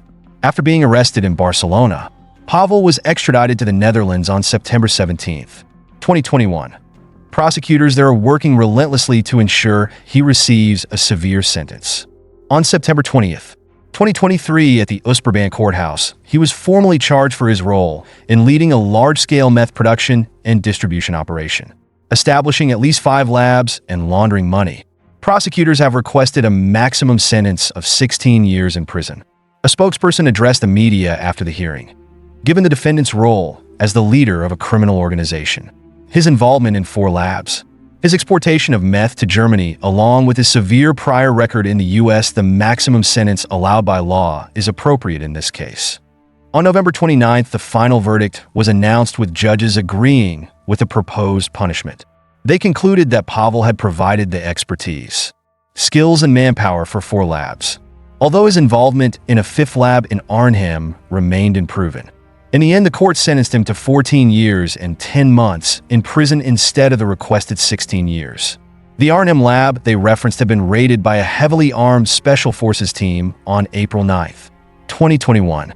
This was yet another professional lab set up to produce meth on a large scale. Pavel was suspected of being involved in establishing this lab, but the evidence was insufficient to charge him. Nonetheless, the sentence was severe. Pavel has always claimed he merely acted as a broker, connecting meth cooks with Dutch partners interested in meth production. It's unclear whether he'll appeal. His sentence could potentially be reduced, but there's also a risk it could be extended. Is that a risk he's willing to take? We'll have to wait and see. Meanwhile, his brother Jorge remains in the shadows, his whereabouts unknown. When it comes to notorious drug lords in China, the name Chen Pingji cannot be ignored. Unlike ordinary drug traffickers, Chen Pingji started his business by riding a bicycle to each house in the streets of his village to sell heroin. From a retail seller, he gradually climbed the ranks to wholesale and eventually took over the crystal meth market, completely dominating and controlling prices. Through relentless effort, Chen Pingji turned Puning, a place that had no history of drug production in Guangdong, into the country's leading drug distribution center. In the underworld, he was known as Brother 4, the kingpin of Puning, a strategic location where drugs from the Golden Triangle flowed into China. In 1999, Chinese police busted a major drug case, seizing 11 tons of crystal meth packed in 554 boxes, each weighing 20 kilograms with a purity of up to 99%. Hundreds of boxes filled the entire sports field, and the staggering 11-ton figure was double the total amount of crystal meth seized globally in the entire year of 1998. If this amount of meth had been sold, it would have been worth around $55 billion US. This enormous stockpile belonged to Chen Pingji and his accomplice, Liu Xiaohua. The case made Liu Xiaohua's name known beyond China's borders, even attracting the attention of notorious drug lords like El Chapo in Mexico, who wished to collaborate with him. Aside from the 11 tons of drugs seized, Chen Pingji had already divided an additional 19 tons of crystal meth for sale in Japan, the US, the Philippines, and Hong Kong. Japan received about 10 tons, the US 6 tons, and the Philippines and Hong Kong each received over 2 tons. This story revolves around the life of Chen Pingji, the infamous crystal meth kingpin. Please note that the content in this video is for informational and educational purposes and does not glorify or romanticize criminal activities. Chen Pingji was born in 1956 in Qishui Village, Lusha Town, Hening City, Guangdong Province. His family was very poor. He had an older brother and an older sister, and all 5 members of his family squeezed into a small 15-square-meter house. His father died early in an accident, leaving the economic burden on his disabled mother. As a child, Chen Pingji had to beg with his mother just to survive. Due to the extreme poverty, he had to drop out of junior high school to return home and help his mother by working on the farm. He sold chickens, ducks, and fish, bringing them from other places to resell for a profit, and later on he engaged in any business that could earn him money. In 1980, at the age of 24, Chen Pingji married a girl from the same village named Chen Baoyu. Born in 1961, she was 5 years younger than Chen Pingji. She was incredibly beautiful and was considered the village's belle, admired by many men. However, she only had eyes for Chen Pingji. At that time, their life was so difficult that the couple had to give their firstborn child to someone else to raise because they couldn't afford to care for him. Although Chen Pingji dropped out of school during junior high, he had a sharp business mind. After some time observing, he saw an opportunity to escape poverty and traveled to Hunan to trade traditional Chinese medicine. In just 2 to 3 years, he earned hundreds of thousands of yuan from the medicinal trade. This success quickly elevated him from poverty, making him one of the wealthiest and most prominent households in the traditional medicine trading circles by the 1990s. When the city of Puning and Guangzhou developed a robust logistics system, drug trafficking became more convenient. The Chaoshan area quickly became a major drug distribution hub within the country. Tempted by money, Chen Pingji got involved in drug transactions. At first, the drugs Chen Pingji trafficked mainly consisted of opium powder, heroin, and crystal meth. Thanks to his experience and connections in the medicinal herb trade, Chen Pingji quickly established his own drug trafficking network. Gradually, Chen Pingji became the largest drug dealer in Puning. However, with more money, both he and his wife Chen Baoyu began to worry.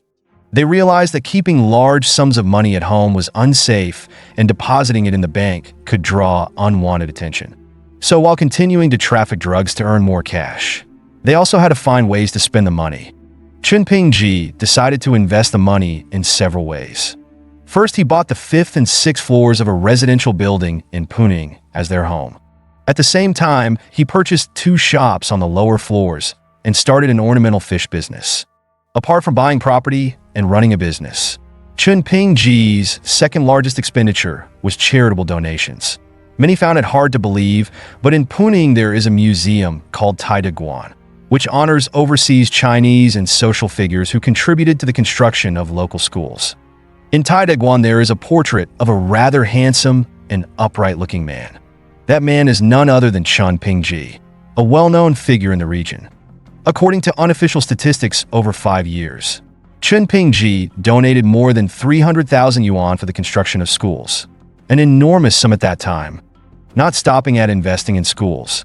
After the economic reforms, Chen Pingji also invested in two village enterprises, a conical hat factory and a garment factory. During the mid-1980s, as the garment industry boomed, Chen Pingji amassed a significant fortune by investing in the garment market in Puning, one of the 10 largest specialized markets at the time. Throughout this period, Chen Pingji continued to donate to the village. In addition to the 300,000 yuan for schools, he invested nearly 1 million yuan in public welfare projects in the village. As a result, almost everywhere that had a donor's name engraved, Chen Pingji's name could be found. In reality, this charitable work served as a mask to conceal his crimes and was also a way to seek psychological solace. Through these actions, Chen Pingji won the trust of the villagers, receiving their full support and admiration. In 1992, Chinese armed police surrounded the town of Pingyuan, Yunnan province, a key entry point for drugs from the Golden Triangle into China. The drug traffickers there used machine guns, grenade launchers, and anti-tank mines to engage in fierce battles with the police forces. After 81 days, 854 drug traffickers were arrested and over 1,000 guns were confiscated. The town of Pingyuan, a major drug hotspot in the region, was successfully eradicated, restoring peace to the local population. Although he lost a vital source of drugs, but Chen Pingji's ambition remained unshaken. His goal was to become the biggest drug lord in Guangdong province and even the leader of the Chinese drug world in Southeast Asia. In his mind, to become a true drug kingpin, he had to have the capability to produce drugs himself. Only by controlling the supply could he dominate the market and avoid competition. By the mid-1990s, the drug market began to experience significant changes. Traditional drugs, especially heroin, started losing their appeal, and new drugs in the methamphetamine family, particularly crystal meth, became increasingly popular among addicts. This shift worried Chen Pingji because the drugs he had were all supplied by others. Even though his business had grown large, but he was merely a middleman. With the changing market, Chen Pingji understood that if he wanted long-term success, he needed to start producing drugs himself instead of merely reselling them. At this time, one of Chen Pingji's subordinates introduced him to Lu Xiaohua, a man who was being intensely pursued by Chinese police for producing large quantities of crystal meth. Chen Pingji quickly made contact and partnered with Lu Xiaohua. This collaboration propelled both of them beyond China's borders, turning them into a legendary duo that shook the world. Lu Xiaohua took only 2 nights to refine 1 ton of crystal meth at Chen Pingji's house, achieving a purity level of 85%. The two quickly reached an agreement.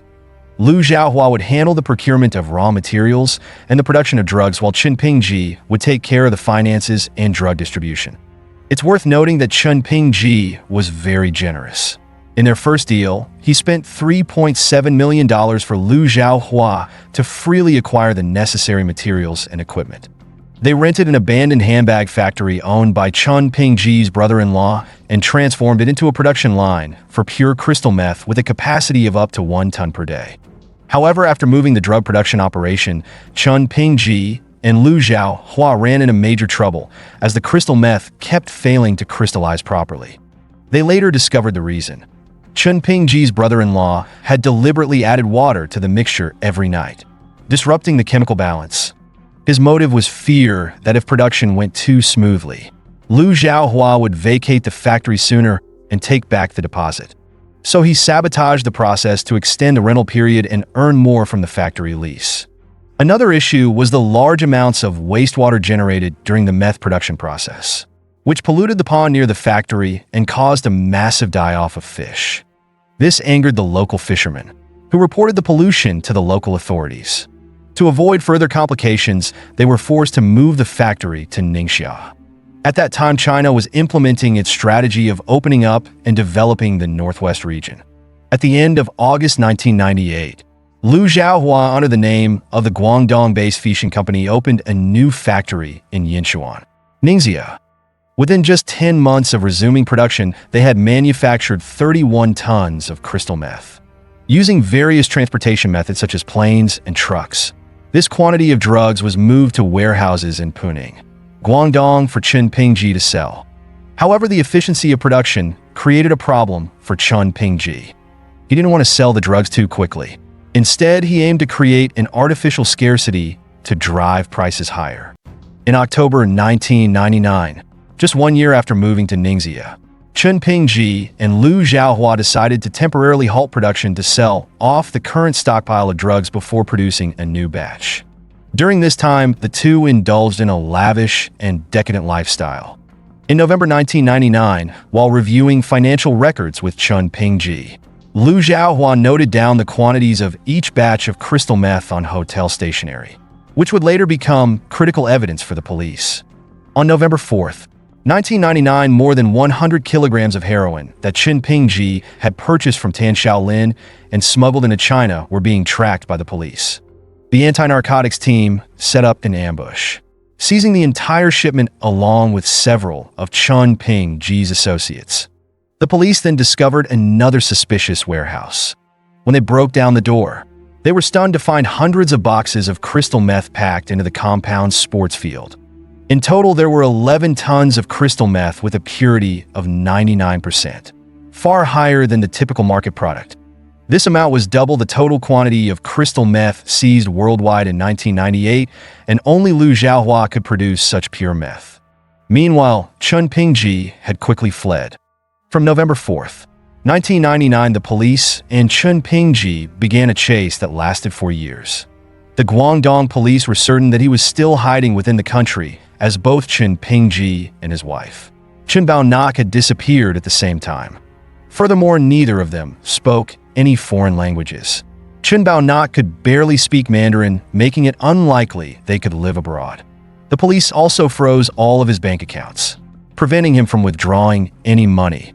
However, Chen Pingji had already prepared cash beforehand. He bought 2 fake passports. Using the names Lin Jinxian and Chen Yu, escaped with his wife from Guangxi to Vietnam, and then from Vietnam to Bangkok, Thailand. In Bangkok, Chen Pingji nearly cut off all ties with his past, as he couldn't speak any foreign languages. Even renting a house had to be done through Chinese newspapers. Eventually, they reluctantly settled in Bangkok and began their new life. While Chen Pingji lived a secretive and quiet life in Thailand, Chinese police continued their search for him within the country. They even investigated over 5,000 businessmen from Punning who were conducting business in Yunnan, but found no leads. The hunt for Chen Pingji hit a dead end until a breakthrough occurred. After Tan Shaolin was captured in Myanmar, the police realized that Chen Pingji might have fled abroad. They then shifted their search to Southeast Asia. Interestingly, the reason Chen Pingji and his wife were discovered was rather unique. In Bangkok, they lived anonymously with no contact with family, but their love for their son, who had illegally migrated to Hong Kong, led to their exposure. To pray for their son's safety, they frequently visited temples to burn incense and worship. In all other circumstances, Chen Pingji and his wife used fake names, but in front of the Buddha. He used his real name because he believed he could not deceive the Buddha. Chen Pingji never imagined that this habit of visiting temples would lead to his downfall. His signature left at the temples became the most crucial clue. The police began investigating hundreds of temples and expanded their search within the Chinese community in Bangkok. Since the Chinese population in Bangkok wasn't large, the police quickly discovered Chen Pingji's hideout and planned his arrest. On November 4th, 2003, exactly 4 years after the events of November 4th, 1999, Chen Pingji and Chen Baonak were arrested in Thailand, bringing an end to the dramatic flight of this notorious drug lord. On March 23, 2005, Chen Pingji's trial officially began. He hired 12 lawyers to defend him, trying to deny the charges. His lawyers argued that fleeing across the border to avoid the law did not constitute a criminal offense under the criminal code. They also claimed that Chen Pingji was not the mastermind, but merely an accomplice. Chen Pingji testified that the factory he opened in Punning was only for producing fragrances, and the $12 million he gave to Liu Xiaohua was a loan for producing fragrances and cigarettes. He claimed that Liu Xiaohua had deceived him and hadn't repaid any of the money. Arrogantly, Chen Pingji demanded to confront Liu Xiaohua in court. However, Liu Xiaohua confessed to the police that he had produced 31 tons of crystal meth. After Chen Pingji was captured, everyone turned against him, rushing to testify in order to reduce their own sentences. Faced with irrefutable evidence from the police, Chen Pingji angrily shouted, "That's not true. Everything you're saying is a complete fabrication." On December 24th, 2006, the Guangzhou Intermediate People's Court sentenced Chen Pingji to death for the production, trafficking, and transportation of drugs, as well as illegal border crossing. His wife, Chen Baonak, was sentenced to 11 and a half years in prison for drug production and illegal border crossing. On September 9th, 2009, Chen Pingji was executed in Guangzhou, marking the end of an era of infamous crystal meth trafficking in China. Although Chen Pingji was punished, he likely won't be the last drug dealer. However, the fate of people like him always leads to destruction. Life offers many choices, but drugs are never one of them. Drugs bring only destruction, shattered families, and lost lives. Saying no to drugs is the best way to protect ourselves and the beautiful world around us. This story is shared for educational purposes, to raise awareness and not to glorify or romanticize criminals.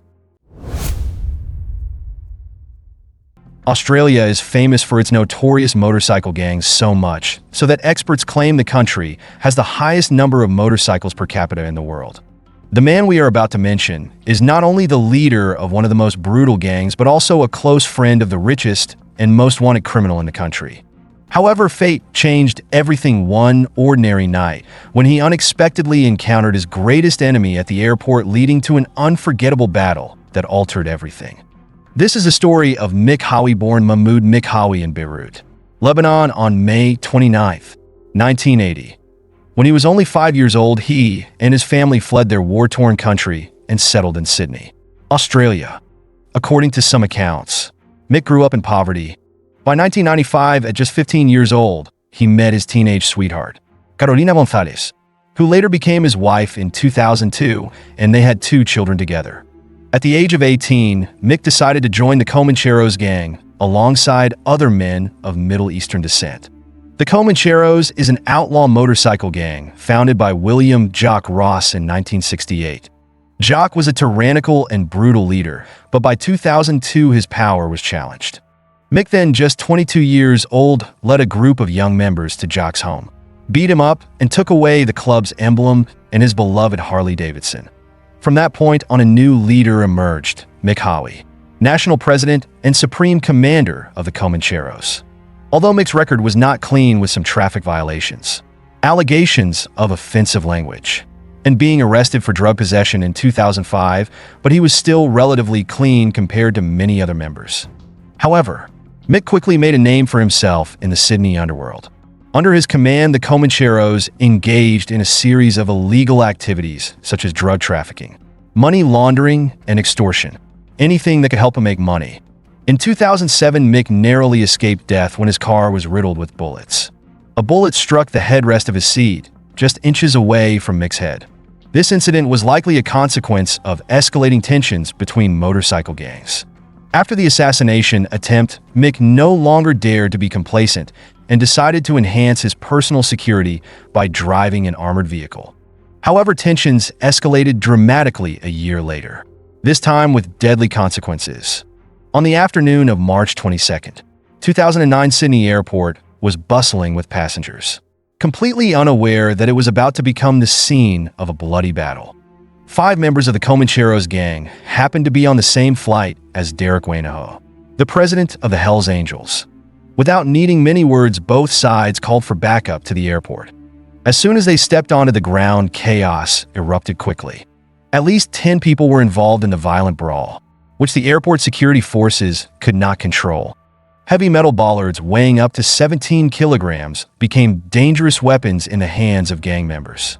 A Hells Angels member named Anthony Zervas was knocked to the ground and immediately hit repeatedly on the head with the metal bollards by Comancheros members. Anthony died on the spot. The bloody battle finally ended as both gangs quickly dispersed, leaving behind a devastated and horrifying scene. Mick left the airport while shouting at Peter Zervas, Anthony's brother, "The next time I see you, you'll be full of bullet holes." The menacing threat echoed in the tense atmosphere. While many were arrested at the scene, Mick managed to evade capture by hopping into a taxi and disappearing into the night, marking the beginning of a high-stakes escape. The horrific brawl at Sydney Airport sent shockwaves throughout the nation, completely altering Australia's perception of motorcycle gangs. This was not just an ordinary act of violence, it was a wake-up call about the rising power of outlaw gangs. It was this incident that prompted the establishment of Strike Force Raptor, a specialized police unit dedicated to tackling dangerous criminal gangs. After the fight, Mick seemed to vanish from Sydney, becoming a top fugitive. His lawyer announced that Mick would turn himself in, and as expected, he did just that. But what no one anticipated was Mick's fate. After being convicted of murdering Anthony Zervis, Mick faced a maximum sentence of 28 years in prison with 21 years non-parole. Rumors circulated that in order to protect other Comancheros members, Mick took full responsibility for the crime, an act that earned him greater respect within the criminal underworld. However, fortune smiled on Mick once again. In 2014, the New South Wales Court of Criminal Appeal unexpectedly overturned Mick's conviction, reducing the charge from murder to manslaughter. As a result, Mick was sentenced to just 6 years and 2 months in prison with a real time served of only 3 years and 6 months. By 2015, Mick was released, but under a host of strict conditions, including a ban on participating in Comancheros or any other gang. Even though he was free, Mick's life never returned to normal. He lived discreetly with his family, but always had to be vigilant, as knowing that enemies were lurking everywhere. Whenever he went out, he often had a security team escorting him or traveled in an armored vehicle, but fate ultimately had other plans. On February 15th, 2018, Mick went to the Fitness First Gym in Rockdale, a place known for its Comancheros members. After finishing his workout and getting into his car, a shadow suddenly rushed towards him, aiming a gun at the driver's window and firing at least 6 shots at close range. Despite being critically wounded, Mick managed to survive long enough to be taken to St. George Hospital, but he ultimately succumbed to his injuries. Mick died from fatal wounds to his body. The assassin quickly vanished in a gray Mercedes, which was later found burned. Police rapidly deployed helicopters and search teams, but all efforts led to dead ends. No traces remained except for the charred vehicle. Deputy Commissioner Mal Lanyon asserted that this would be a challenging investigation and Mick's extensive criminal history would undoubtedly become the focus. The police were also particularly concerned about possible retaliation once the involved gangs got involved. Mick Howie's life transitioned from a ruthless gang leader to a victim of the very criminal world he once dominated, ending in a blood-soaked and mysterious tragedy, leaving behind unanswered questions. In an instant, the fate of Mick Howie, the infamous former leader of the Comancheros, was snatched away. His death was not just an ordinary murder, it was a shock that reverberated through both the criminal underworld and society at large. Mick's funeral was crowded with people, but not all attended out of mourning. Many came to witness the end of a violent era. The biggest question immediately arose: who was responsible for Mick's assassination? And perhaps more frightening, who orchestrated the hit? The police investigated this case with utmost seriousness as Mick's death echoed the bloody brawl at Sydney Airport, where Hell's Angels member Anthony Zervis lost his life at the hands of Mick's associates. 2 days after Mick's death, Anthony's mother, Frederica Bromwich, made a surprising appearance on television. Instead of expressing sorrow or empathy, she coldly declared, "It's karma." Frederica did not hesitate to express, "What you do in life will come back to haunt you. If you do good, you'll receive good. If you do evil, that evil will come back and bite you. Now his family will understand the feeling we have endured, and that is justice. A sort of an eye for an eye, a life for a life. He deserved that, but my son did not. Many rejoice that he is dead, like a piece of trash swept away from this world, and I have no regrets. I'm happy for those who did it." Frederica's interview immediately sparked a wave of controversy. Some agreed with her anger, as believing Mick had paid for his sins. However, many argued that Anthony Zervis's death was not entirely innocent and that her remarks were too cruel. In the wake of Mick's death, a flurry of theories regarding the motive behind his assassination began to emerge. With so many enemies during his reign at Comancheros, Mick had become a target for numerous rival motorcycle gangs. Could this murder have been retaliation from the Hells Angels? Or did those close to Anthony Zervas want to seek justice for his death? However, an even more intriguing theory emerged. Could it be that the Comancheros themselves had a hand in it? After Mick was arrested and imprisoned, the presidency of Comancheros was left vacant, and Mark Buttle stepped up to take control in 2009. But Mick's surprising return after his release in 2015 sparked significant conflict between the two. Rumors circulated that Mick wanted to reclaim power, leading to heightened tensions. The Daily Telegraph even reported that they had a major confrontation just weeks before Mick was shot. Deputy Commissioner Mal Lanyon stated that Mark Buttle was just one of many of Mick's enemies, and his numerous feuds made the investigation complicated. It is important to note that Mark was never charged in connection with this assassination. Not until August 2018 did New South Wales police arrest 4 suspects linked to Mick's murder. Yusuf Najlioglu was suspected of being the one who fired the shots. Ahmad Dowdar accused of helping to dispose of the getaway vehicle along with Jamal El-Jadi. The driver and Mustafa Salami, who assisted in moving the vehicles, were also arrested. None of them pleaded guilty, and the trial was long and tense. During the trial, the jury learned that Yusuf and Mick were once close after Mick was released from prison in 2015, but their relationship quickly soured. According to Mick's wife, a tense fishing trip became the last straw when Yusuf humiliated Mick in front of others, leading Mick to sever their friendship. She recounted in court, "He was furious, clenching his fists and refusing to speak to me anymore. His eyes looked like they were about to explode from embarrassment." But was this humiliation truly the reason behind the murder? Despite substantial evidence, including a hooded sweatshirt containing the suspect's DNA found in the car, but the court ultimately deemed this evidence insufficient. As a result, the case, despite numerous questions, but ended with a surprising verdict, and the truth behind Mick's death may forever remain a mystery.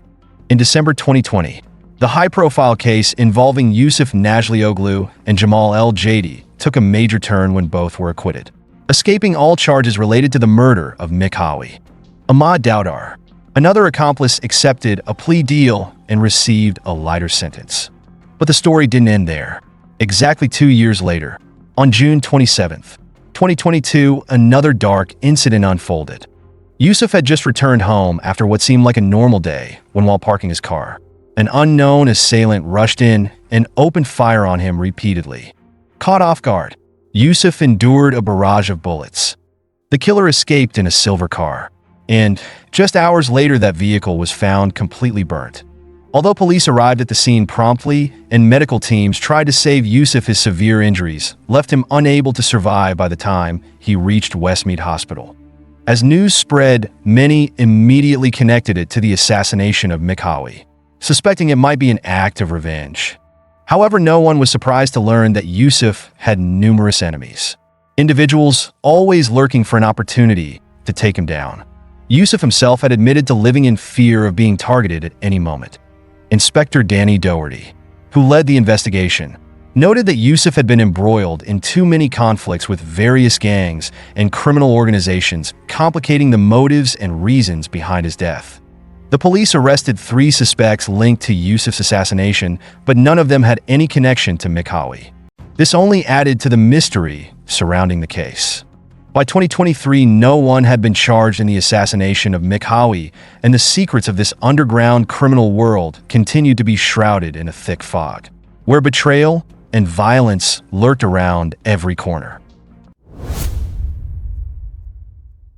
The message from Australian Federal Police Commissioner Reece Kershaw rang out like a thunderclap.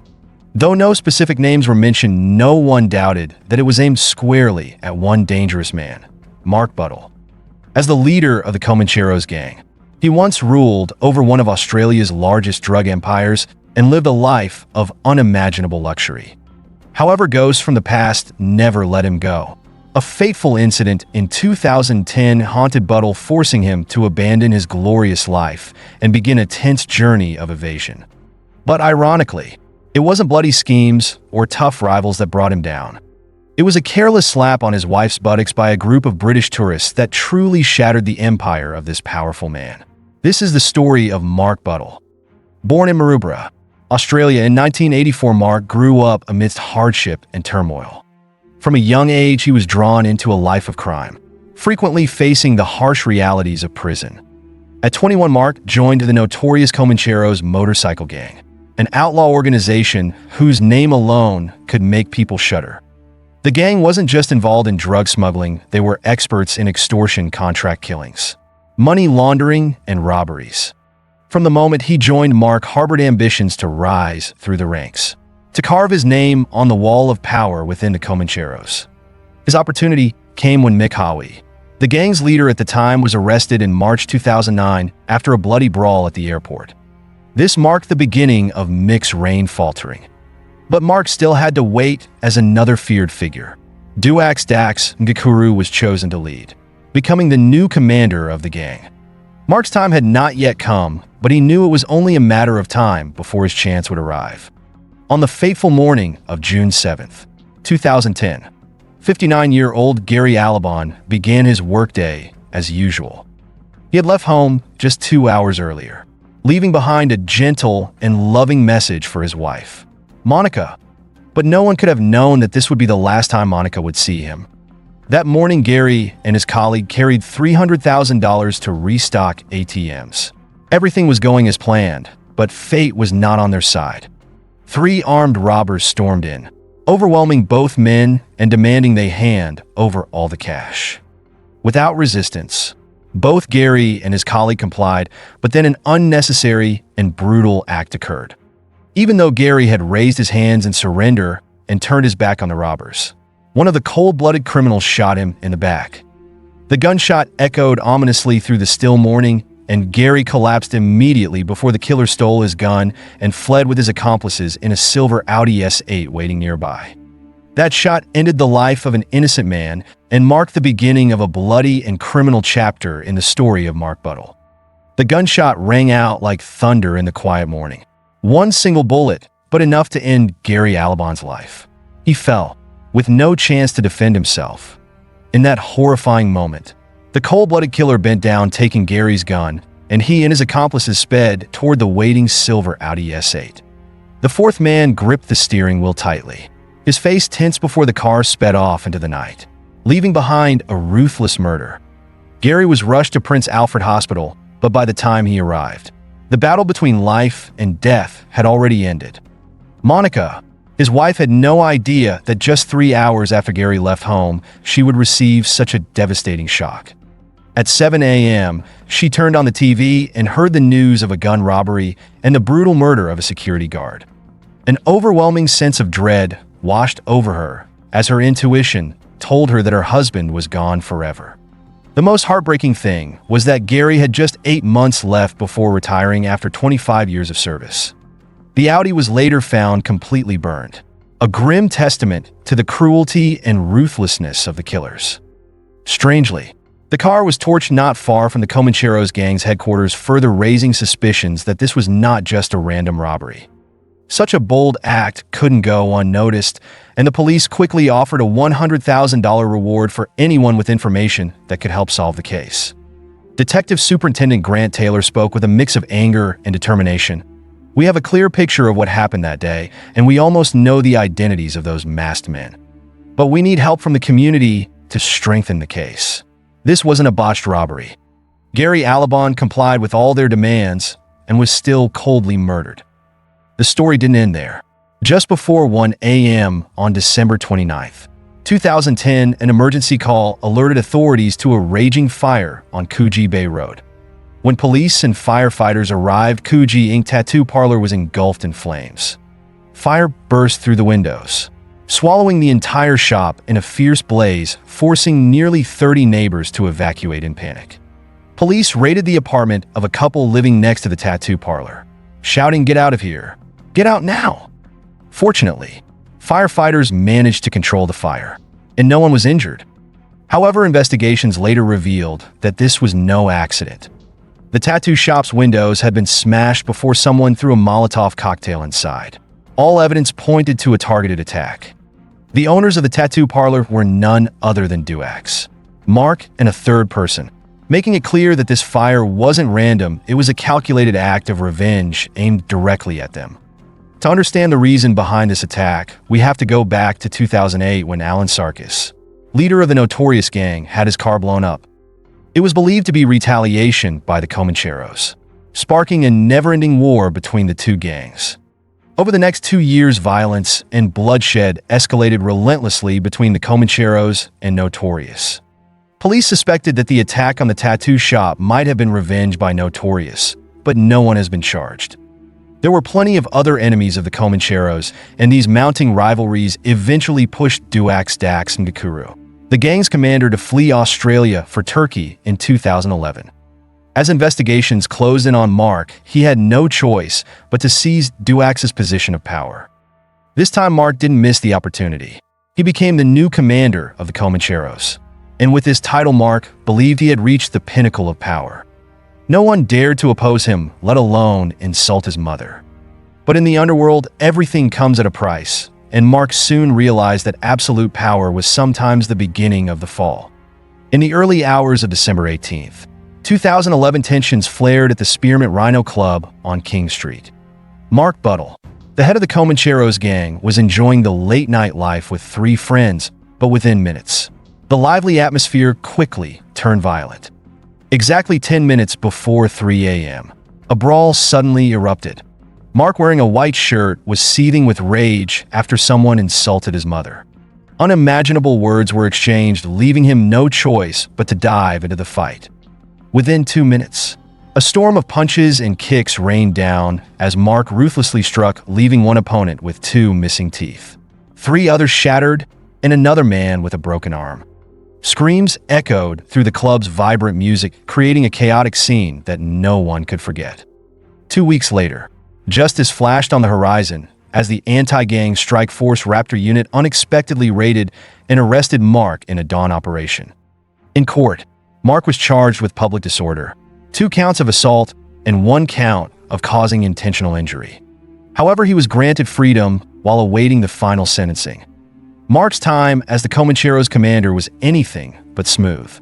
After just a year, rumors began to circulate in the criminal underworld, casting doubt on his leadership abilities. An insider side, Mark is not like the previous leaders. His style is authoritarian, and there's no sense of unity among the members.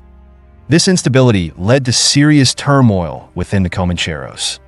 Members began attacking each other, and tragedy struck when Falo Paisu, a gang member, was killed. Just 2 days later, John Devine, Mark's cousin, was also shot, but luckily survived, leaving Mark facing more potential jail time. However, in 2013, the Comancheros began a new chapter in southern Sydney under the leadership of Muhammad Hijazi, one of the top members and considered a potential commander, while Mark endured imprisonment. On January 6, 2014, Mark was arrested again at Gold Coast, Queensland. He was wanted in connection with a brawl at Spearmint Rhino and for threatening a Queensland police officer and his family in 2012. A few months after his arrest, Mark was sentenced to at least 9 months in prison, with an additional 6 months of probation. His lawyer, Graham Turnbull, pleaded that Mark shouldn't be imprisoned, but the judge was resolute. It was revealed that Mark told the court he loved his young children and planned to propose to his girlfriend after his release, but fate wasn't on his side. Just 5 days after completing his probation, Mark was arrested again in July 2015. He, along with his girlfriend and daughter, devised a daring plan to leave Australia on a Bel Air B-20 King aircraft that he had rented for over $50,000. What seemed like a dream vacation, complete with a surprise beach proposal in Noumea, was perfectly planned. However, when the plane landed at Newcastle Airport for refueling and passport checks, the Australian Border Force decided to halt the flight and conduct a search. Contrary to what Mark had imagined, during the inspection, they discovered over $60,000 in undeclared cash in several bags. The penalty wasn't just a price for breaking the law, but also marked the end of the freedom dreams of a gang leader. He would now have to face the harsh reality of his poor life choices. The police arrived, and Mark was quickly charged with money laundering, as well as attempting to take more than $10,000 out of Australia without declaring it. Police records state that when questioned, Mark calmly responded, "My girlfriend filled out the declaration card. I only have 10 grand, and she has the rest." It was a somewhat ridiculous but clever excuse. After 2 months in prison, Mark was released again, but the troubles didn't stop there. Do you remember the innocent man named Gary Alabon, who was shot dead in the ATM robbery I mentioned earlier? After 6 years of investigation, no one had been charged, but police had announced that Mark was one of the prime suspects in the case. This made him feel threatened, and with no other choice, he decided to flee Australia, escaping from the shadow of crimes he hadn't yet committed. Mark's departure from the country caused a major upheaval within the Comancheros gang. A power vacuum formed, leading to division and hostility between members loyal to the old leadership and those seeking new power. For months, the police and Strike Force Raptor were on high alert as violence began erupting between gang members. In early 2017, a fight broke out between Ali Bazzi, Mark's right-hand man, and Mezin Chandab, another senior member of the Comancheros. This incident was like a bullet fired, prompting Mark to send an urgent message to all members. I am the damn commander of the world.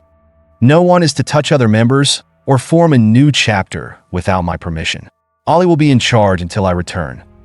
That message quickly stirred up trouble. Mezin Chandab, unable to tolerate the threat, decided to leave the gang, taking 20 other members with him. Tensions escalated further as the fear of a gang war between the Comancheros spread throughout Sydney, forcing the police and Strike Force Raptor to take more drastic actions than ever. They raided the homes of members and associates of the Comancheros, using weapons prohibition orders that allowed them to search without warrants. Meanwhile, Mark was enjoying a life of luxury and sunshine in Dubai, but that didn't stop him from getting involved in drug smuggling. In 2020, the price of certain drugs in Australia plummeted, causing Mark and other dealers' profits to take a nosedive. According to the Daily Telegraph, Mark decided to establish the Commission, modeled after Lucky Luciano's approach to create a mafia-style drug cartel aimed at controlling drug prices in the market. This group brought together many major drug dealers in Australia. Mark sent out warning and persuasive messages to all the major players in Australia and abroad, to all those operating in Sydney/NSW. As of 2021, a Sydney Commission will be formed. As you saw in 2020, the price of fry reached $250, and within 1 month, it dropped to $80K. This happened because there is no structure, no rules, no logic, and frankly, no meaning. Mark also proposed taxing major dealers for all drug shipments entering the country. In return, he promised that everyone could trade drugs safely, and prices would remain stable. The New South Wales police, while monitoring the situation, but noticed that drug prices were rising again, but couldn't confirm whether this was due to Mark's plan. Mark's journey continued, but the shadow of conflict and brutality loomed larger, awaiting his next steps in the treacherous world of crime. Mark's business seemed to be running smoothly, and everything appeared fine. But Mark Buttle was still Mark Buttle, a man who could never truly escape trouble. After 5 years living in Dubai, his life was suddenly upended by an unexpected incident. A drunken British tourist dared to slap his wife, Mel, on the bottom. Mark's rage exploded, completely understandable. But in Dubai, where the law is strict, no one can easily escape trouble. To avoid prosecution, Mark chose to flee to Turkey and later settled in northern Cyprus, a place only recognized by Turkey and with no extradition treaty with Australia. You might think this would be a safe haven, but the story doesn't end there. On July 9th, 2022, Mark was arrested on the island and immediately extradited to Turkey. A cold statement from Northern Cyprus Ministry of Interior announced the decision to deport Mark Buttle, who was deemed a threat to the peace and security of our people, was made on Friday. However, Mark and his lawyer claimed that politicians forced him to pay money. He bribed them for his freedom there, but they kept demanding more. The vicious cycle of corruption and injustice trapped him in an endless battle. By August 2022, Mark was deported from Turkey back to Australia, where he was immediately arrested on charges of smuggling 160 kilograms of cocaine worth 40 million Australian dollars into Melbourne in May 2021. Court documents also revealed that Mark was accused of conspiring from March 19th to June 3rd, 2021 to traffic a massive quantity of drugs across borders. Each of these charges could lead to a life sentence, a bleak prospect for Mark. As for the Gary Alabon case, it remains unclear whether Mark will face any consequences from that incident. The reward for information related to the case increased from 100,000 Australian dollars to 1 million Australian dollars in 2020, but by 2024 no one had been charged. Mark's life is on the brink of collapse, and the tension in the underworld is building like a storm ready to explode. What do you think about this story? Please leave your thoughts in the comments below so others can see. Don't forget to like and subscribe to support me. Thank you for watching. Goodbye.